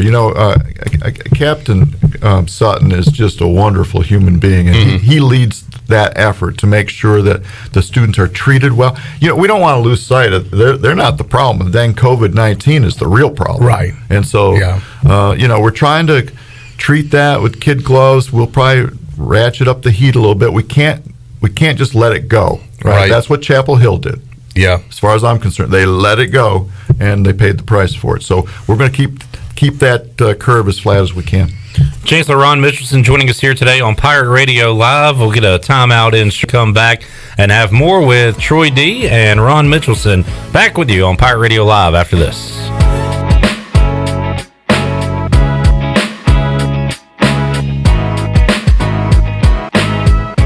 Are you trying to reduce clutter? Want to save a tree? Greenville Utilities can help. E-bill is a simple solution. Imagine getting an email letting you know your bill is ready. And with a few clicks on your computer or smartphone, you can review and pay your bill. It's just that easy. Signing up is simple. All you need to do is to log onto your account at guc.com and update your contact information and e-bill setting. You can even continue to receive a paper bill if you'd like. E-bill from Greenville Utilities. Just one of the ways GUC is here for you. This is Dr. Phil Perdue with Orthopedics East and Sports Medicine Center. My colleagues and I recognize how difficult this time is for everyone in our community. We continue to see patients during the week while taking precautions to keep everyone safe. Our extended care clinic is now open on Saturdays and Sundays from 10 a.m. to 2 p.m. so you can avoid the emergency department for your urgent orthopedic care. For more information, please contact us at 757-2663 or visit our website at orthoeast.com. Ahoy, mateys! To keep those cars clean, you need the Pirates Cove Fast Pass. The new Pirates Cove Car Wash on 10th Street is now open. The 10th Street location is offering Fast Passes for $9.99 for new Fast Pass customers. These Fast Passes will be good at all 3 Greenville locations. Visit us on Fire Tower Road, Memorial Drive, and now on East 10th Street. And coming soon, Haviland Express Lube and Pirates Cove Car Wash in New Bern. So we have you surrounded. Pirates Cove, the official car wash partner of ECU Athletics. If you are push mowing your yard using an inefficient lawn tractor or your current zero-turn spends more time in the shop than mowing your grass, it's time you look at a Hustler zero-turn lawnmower. Residential mowers from Hustler are built like tanks and drive like sports cars. All Hustler mowers have fabricated, welded steel decks. Don't settle on cheap units with flimsy stamped decks from big box stores. Come see Ron Ayers Motorsports. It will guide you to the right mower for your property and your budget. Find us at Ron Ayers Motorsports, Highway 11 north of the airport in Greenville. Great food, great atmosphere, and great service is Ottavola Market Cafe. Ottavola is simply a restaurant that focuses on that, being a great restaurant. There's something for everyone at Ottavola. The menu offers a variety of great choices like pastas, pizzas, sandwiches, soups, salads, and seasonal rotating selections. Lunch or dinner, Ottavola is always the right call. Call ahead and get Ottavola to go, or stop by the bar for a drink with friends. It's simple. Come and eat at Ottavola Market Cafe, Red Banks Road next to Food Lion, and OttavolaMarket.com. Ottavola, pirates supporting pirates. It's summertime, and it's no better time to drive away with the quality pre-owned car truck from Greenville Auto World. Let Greenville Auto World show you how easy it is to buy a quality used car in Greenville. We believe fair prices, superior service, and treating customers right leads to satisfied repeat buyers. Are you planning that summer trip by car? We'll get you set for that trip with an oil change and 27-point inspection. Greenville Auto World, 3840 South Charles Boulevard, across from Hardee's at Bell's Fork. Register for Army ROTC to be a leader and an officer in the U.S. Army, Army Reserve, or Army National Guard. You could also be eligible for a full tuition scholarship. Lead the team that makes a difference. To learn more, contact Dale Anderson at 252-622-5346 or Anderson, DAL, at ecu.edu. Paid for by the United States Army. At US Cellular, we speak fair. When we say you don't have to pay activation fees, we mean it. Plus, right now when you switch, you also get $700 toward the latest phones. Yep, we mean that too. Upgrade to fair with US Cellular. Promotional pricing requires an unlimited everyday or even better plan. New line port and credit approval. Qualified smartphone purchase and comes via monthly bill credit on a 30-month RIC. Taxes, fees, and additional restrictions apply. This is Brandon Tate, owner and operator of Atlantic Wireless, an authorized agent for US Cellular since 1997. Visit AtlanticWireless.com to find the store near you. We go beyond the call. Pirate Radio. It's great to be on. This is an honor. You know, Pirate Radio is kind of a cult following around North Carolina, so I'm excited. The voice of the Pirate Nation.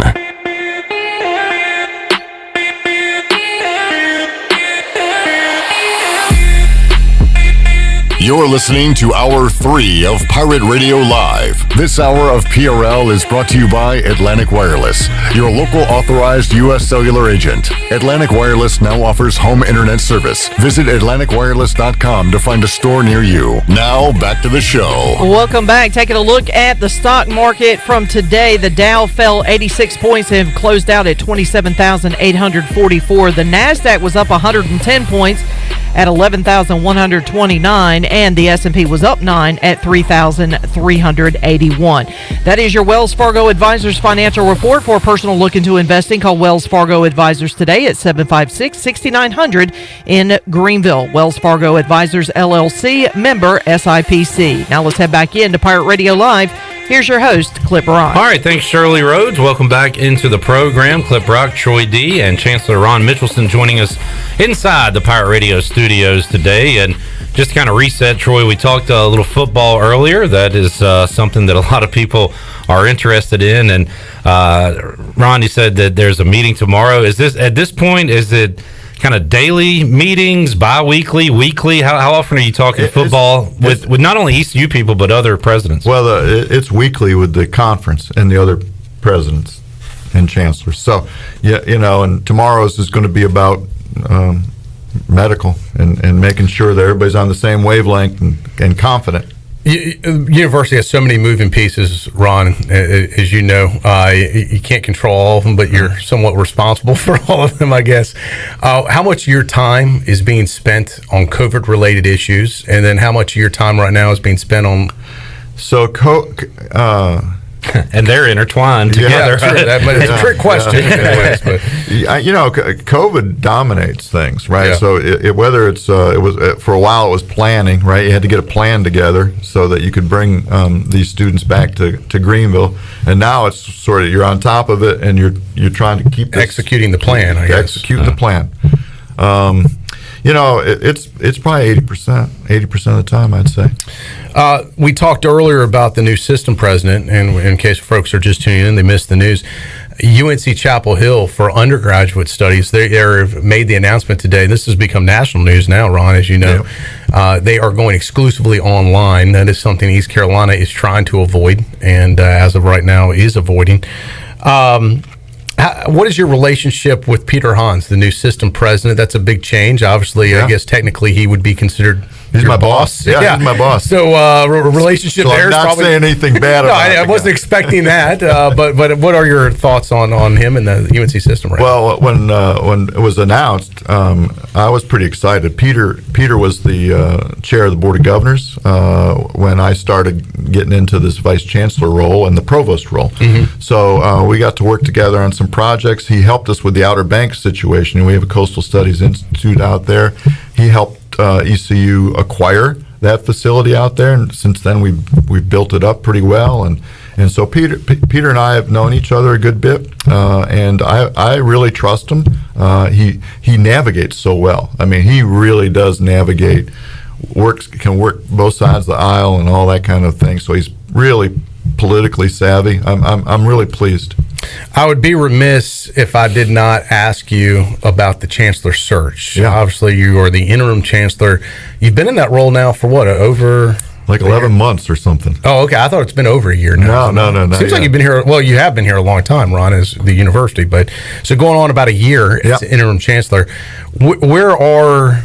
Well, and I know you're limited at what you can talk about, but what about the timeline? Where is the search right now? It seems everyone I talk to say, hey, look, things are in good hands. Well, Ron, the last thing you need to do is inject someone new that doesn't know the landscape, doesn't know the folks in the middle of a pandemic where we got enough going on already.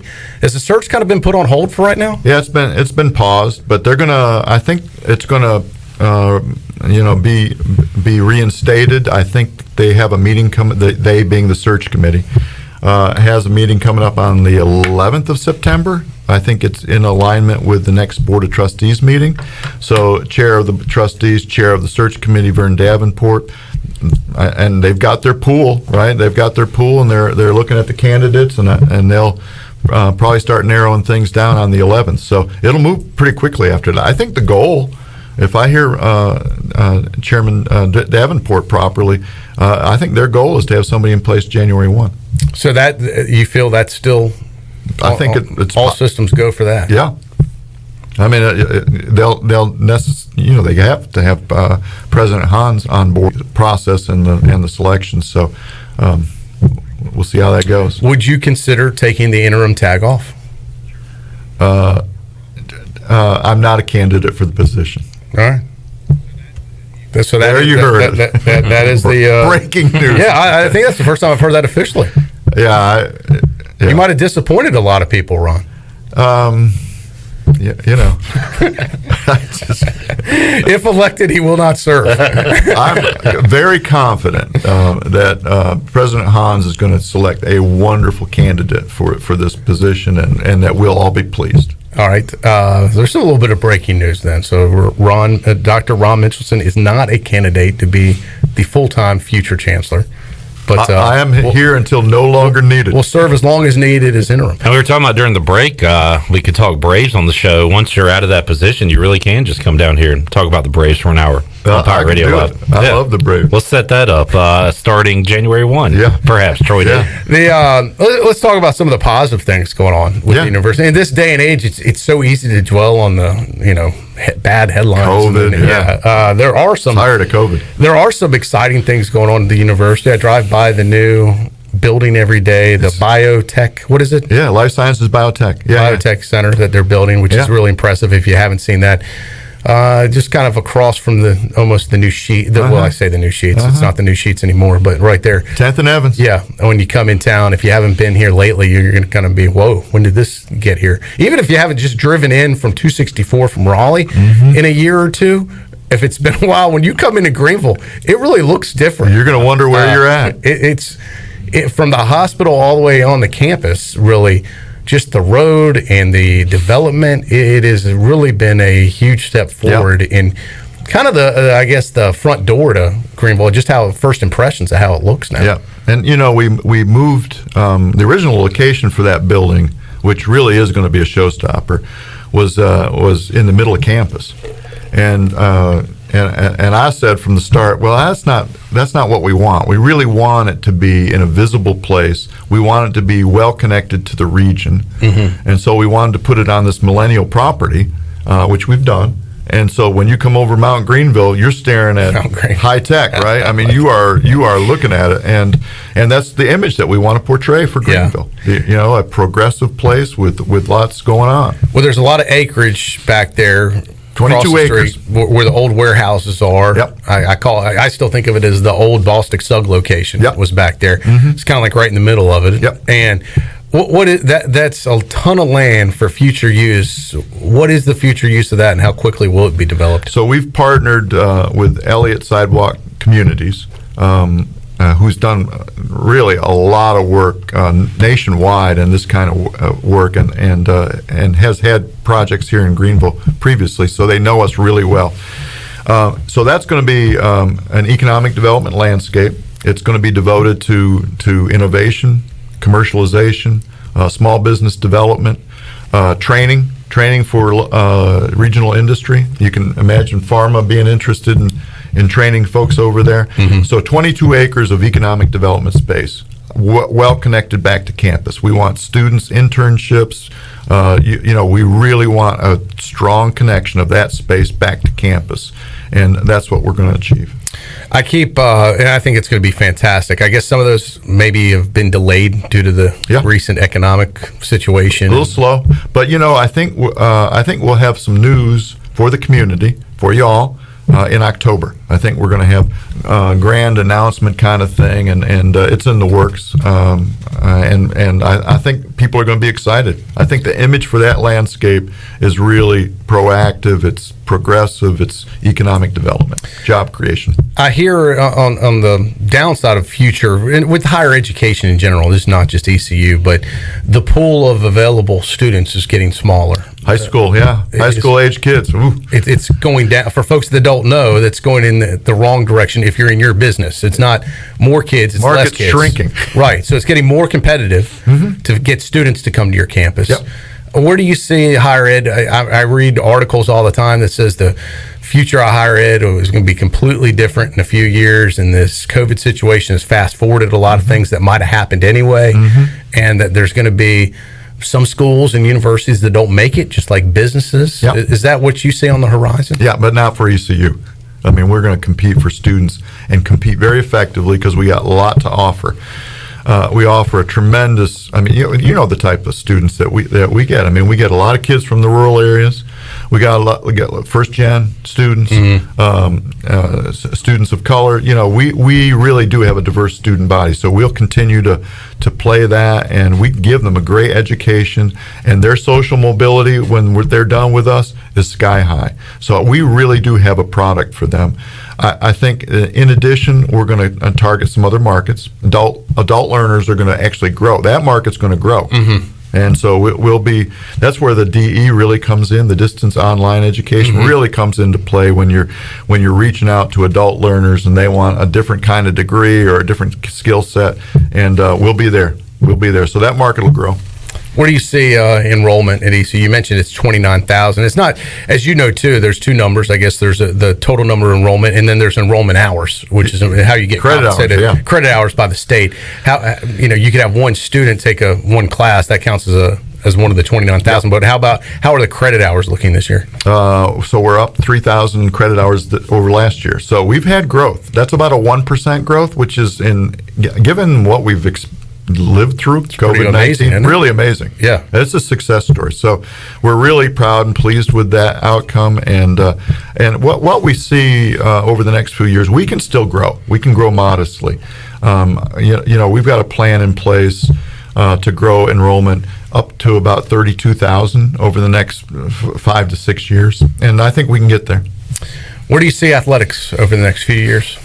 Great football, great basketball. Good revenue sports. I think that's we had to shrink the number of sports in order to concentrate some investment in those revenue sports, and that's where we're headed. And I think we've got the right leadership to do it. On another sports note, and then you don't have any involvement in scheduling and things like that, but just for another question about the future, I mean, do you see it going more regionalized to help out with economics at a university and an athletic department? Yeah, certainly in the non-revenue sports. I mean, you already see it happening, and I think that's really good, and I think it's really healthy, and I think it's good for the student athletes. So I think we'll see that. Not so convinced it'll happen for the revenue sports. I think they're gonna be traveling. All right, it's conference related. Yeah. All right. We'll take another time out. We'll come back and wrap it up with Ron Mitchelson here inside the Pirate Radio studios. More Pirate Radio Live on the way after this.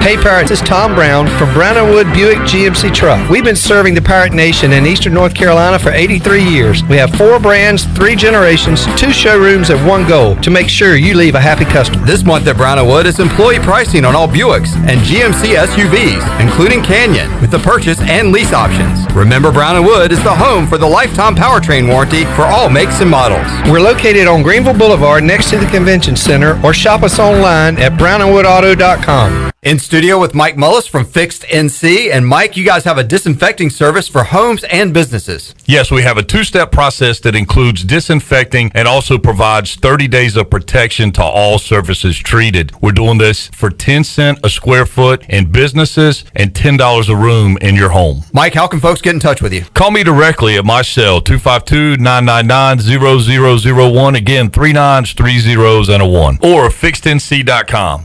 There's nothing like Pirate Game Days. He's got the ball. He starts right. He goes left, and there he goes. 10, 5, touchdown Pirates. Home Sailors takes it in from 21 yards out. The sight of a tailgate. The roar of the crowd. Support the Pirate Club and buy your season tickets today by visiting ECUPirates.com. We're in this together. All hands on deck. One Pirate Nation. Your CBD store in Greenville has the highest quality CBD products in the country. Your CBD store is the first and only brand that carries USDA certified organic products such as gummies, honey sticks, and high absorption water-soluble liquids, which are all made in the United States. They even offer products for your pet. The educated staff will help you answer any questions, and you can stop in anytime to get a free sample. Your CBD store, locally owned and operated, open Monday through Saturday, 10 to 6, right beside Duck Donuts in Greenville. We're midway through bath time, and 2 medium, 2-topping Domino's pizzas for $5.99 each have begun their drive to the Smith's front door. That's a GPS-enabled custom delivery alert, folks. The newest improvement to the Domino's tracker, saying Domino's will be there in 2 minutes. They're calling it audible. Bath time's now rinse time. They've got 1 kid dry, 2 kids dry. The pizzas are here. They made it to the door. The kids are clean enough. The new Domino's tracker with GPS worked again. 2 item minimum. Pan pizza will be extra. Ask for this limited time offer. Prices, participation, delivery area, and charges may vary. Have you ever seen those exotic aquariums like the guys do in Las Vegas on television? You ever thought about having one of these aquariums in your business? It's more affordable than you think. This is Hal Pruitt with rentafishtank.com. We can make having an aquarium in your business turnkey with no work, cleaning, or hassles for you. Rentafishtank.com creates a relaxing atmosphere and keeps children occupied. Rentafishtank.com already services many dental, pediatric, and doctor offices, plus hospitals and senior living centers. Check us out at rentafishtank.com.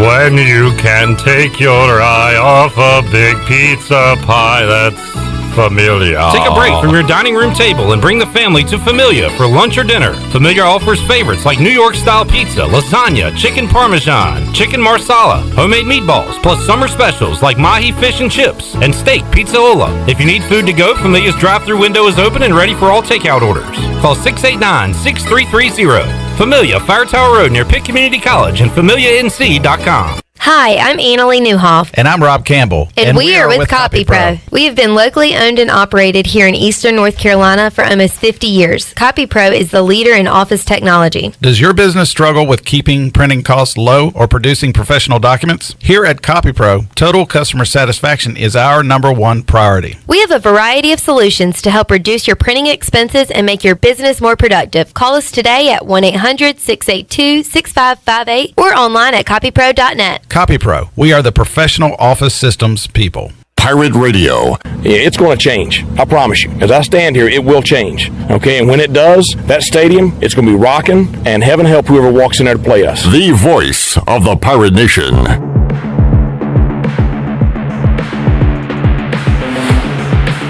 You're listening to Hour 3 of Pirate Radio Live. This hour of PRL is brought to you by Atlantic Wireless, your local authorized U.S. cellular agent. Atlantic Wireless now offers home internet service. Visit AtlanticWireless.com to find a store near you. Now, back to the show. Welcome back, hey Pirate fans. If you're hungry for the best ECU news and information, then you need to be a part of the Pirate Radio digital platforms. Keep up with the latest breaking news and information by liking us on Facebook and following us on Twitter and Instagram at PR927FM. Listen live and to all of our archive programming anytime by visiting online at PR927FM.com.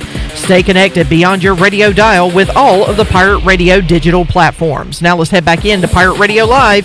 Here's your host, Cliff Brock. All right, thank you very much, Shirley Rose. Wrapping up a Monday edition of Pirate Radio Live. Stick around for a full hour of ECU football talk if you're listening to our live edition as Brian Bailey and Donnie Kirkpatrick Had a great program earlier today at noon. If you missed it, you can check it out in about 5 minutes. Coming up on the Brian Bailey Show. Great to hear from Donnie K, ECU offensive coordinator. Troy D, no practice today for the Pirates. They'll be back at it on Tuesday and the third scrimmage. I guess all this additional time has allowed for an extra scrimmage or two, and they'll have their third scrimmage coming up on Friday. We'll call this the spring ball scrimmage that was lost. Yeah. So maybe you're right. It's like the spring. Yeah, it's like spring. So it's kind of like getting a little payback for the time we lost. Maybe we can pick it up here in the fall now. Absolutely. So got that coming up later this week, and we'll have all the comments from Mike Houston as are we getting used to our Zoom stuff yet, Troy? I'm getting used to it. You like it because I don't have to drive around Greenville. Look, no offense, Ron. I don't have to drive over to the athletic facility, get a parking ticket, and go beg someone over there to try and get it overturned. I think one time I had to go to you. So it's been easy that we just sit at our desk or anywhere. You can be anywhere. I guess you could be at your house. And there are some things that have become, in this weird world we're living in, a little bit easier. Yeah. And I guess I don't prefer it. I still like a face-to-face press conference. I give Mike Houston credit, too. He's good with it. He answers, I think, pretty thoughtfully his question, the question. So it's going pretty smooth. It has. I will say that. There's a place for it. There's no doubt about that. And I'd get tired if I had to do like you, or probably doing Zoom meeting after Zoom meeting or whatever WebEx Zoom, WebEx, and Teams. Yeah, that would get old after a while. And I know you're having to play and everything. So after a while, you get tired of looking at the computer screen. I'm only doing those meetings with Mike Houston. So we're doing a couple times a week. It's not too bad. But if I had to do that every single day, I could see the get old. Yeah, no doubt. So and to reset once again, Troy Ellerbe brought it up earlier in the show, but he gets asked everywhere he goes. I'm sure you do. I do. Will there be football? This fall? So. With Ron Mitchelson in here, covered a lot of ground. He's the one to ask, at least right now, right? And Ron, for folks that missed it earlier, you said right now everybody's pointing towards having football, and you've got. I want to play. John wants to play. Mike Houston wants to play. The kids want to play. So as far as we're concerned, we're playing. Got a big conference call tomorrow with the other system presidents in the conference with the league commissioner. Make sure we have our I's dotted and our T's crossed on the medical part. So we'll got any news expected out of that, or just kind of trying to move forward as a unit? As a unit, yeah. So that's basically been the sequences. We meet, we talk about things, make sure everybody's comfortable, and move forward. A couple other highlights for folks if they tuned in late, they might have missed. I say only because out of 29,000 students, only 30 cases right now of folks that have tested positive for COVID, which is much less than what the situation was at UNC Chapel Hill. So ECU folks hope to keep that contained. Flatten the curve. Yep. You mentioned that you are not an official candidate to be the next chancellor, that your name is not in the hat, so to speak. I said it about a year ago as well, but that's where we're at. Mentioned current enrollment over 29. Yeah, that's healthy. Big number. You said, and it was the enrollment hours are up. Did you say 3,000? Over 3,000 credit hours, yeah. So just a few of the highlights. I'm trying to think of have I left off anything, Clip? No, and I would say, we keep going back to there's a lot of negative stuff out there. I think it's been a pretty positive hour with Ron Mitchelson. I know, actually, here I feel in the studio. Ron, in a weird way, I kind of feel better I now do about too. things after Well, you know what they called me in Bless Your Heart the other day? The spin doctor, right? He's this positive spin doctor. For so this has all been BS the whole hour, man. I don't think so. I think the information has been great, Ron. I appreciate your transparency as always. I think you, John Gilbert, doing a great job of trying to keep people up to speed as much as possible, and I appreciate that. And we talk daily, so we're pretty much glued at the hip and moving forward. And it's nice to hear people be realistic about it, right? I mean, I don't think you're telling people what they want to hear. It sounds pretty honest and realistic to me. So. Well, and you've been like that from day one. I think we had you on at the start of this thing, in the middle of it, and now as we come back to school here. So you've been upfront and honest about everything, and none of it is your fault, but you're having to deal with it. You can't control what happened. You can only react to it. Mm-hmm. Especially with COVID-19. Yeah. I'll be glad when that's in the rearview mirror. Really glad. How long do you think it'll be before we get, and I don't want to project a vaccine, but I do think there are treatments that maybe they could come up with quicker that could start to be a game changer. Yeah. How far away are we from that? Definitely treat the disease better. So I really feel like this will be in the rearview mirror next spring, and it'll be a gradual process to get there. But in the spring, I feel by then they'll have some medicines that you could take if you get it, or everyone's going to have already had it by then. Absolutely. So maybe a combination of both potentially. Now we got the flu season coming up. We got to keep our fingers crossed. How are you going to know the difference between regular flu and COVID this year? You got me. That's going to be. I was asking someone if you can get regular sick anymore. You just sneeze nowadays. Are you okay? Or the symptoms. What if you just have a cold? You don't hear about that anymore. We're going to put this in our rear view mirror. Let's end it on a high note. Yeah. Rear view mirror. Right. Sounds good. Great hour with Chancellor Ron Mitchelson. Really enjoyed it. Troy D, good to see you. You'll be back here Thursday. We'll see you in hour 3 at Thursday. Sounds good. Shirley, Chandler, great job as always. We'll be back with you coming up Tuesday with another edition of Pirate Radio Live. Billy Weaver, Brian Weingart's going to join us, talk a little Greenville Little League and baseball in general. Stephen Igo on all things ECU athletics also coming up on Tuesday. Until then, for Shirley, Chandler, Chancellor Ron Mitchelson, Troy D, I'm Clip Brock. So long, everybody. Thanks for listening to Pirate Radio Live, an exclusive presentation of the voice of the Pirate Nation. This is Pirate Radio.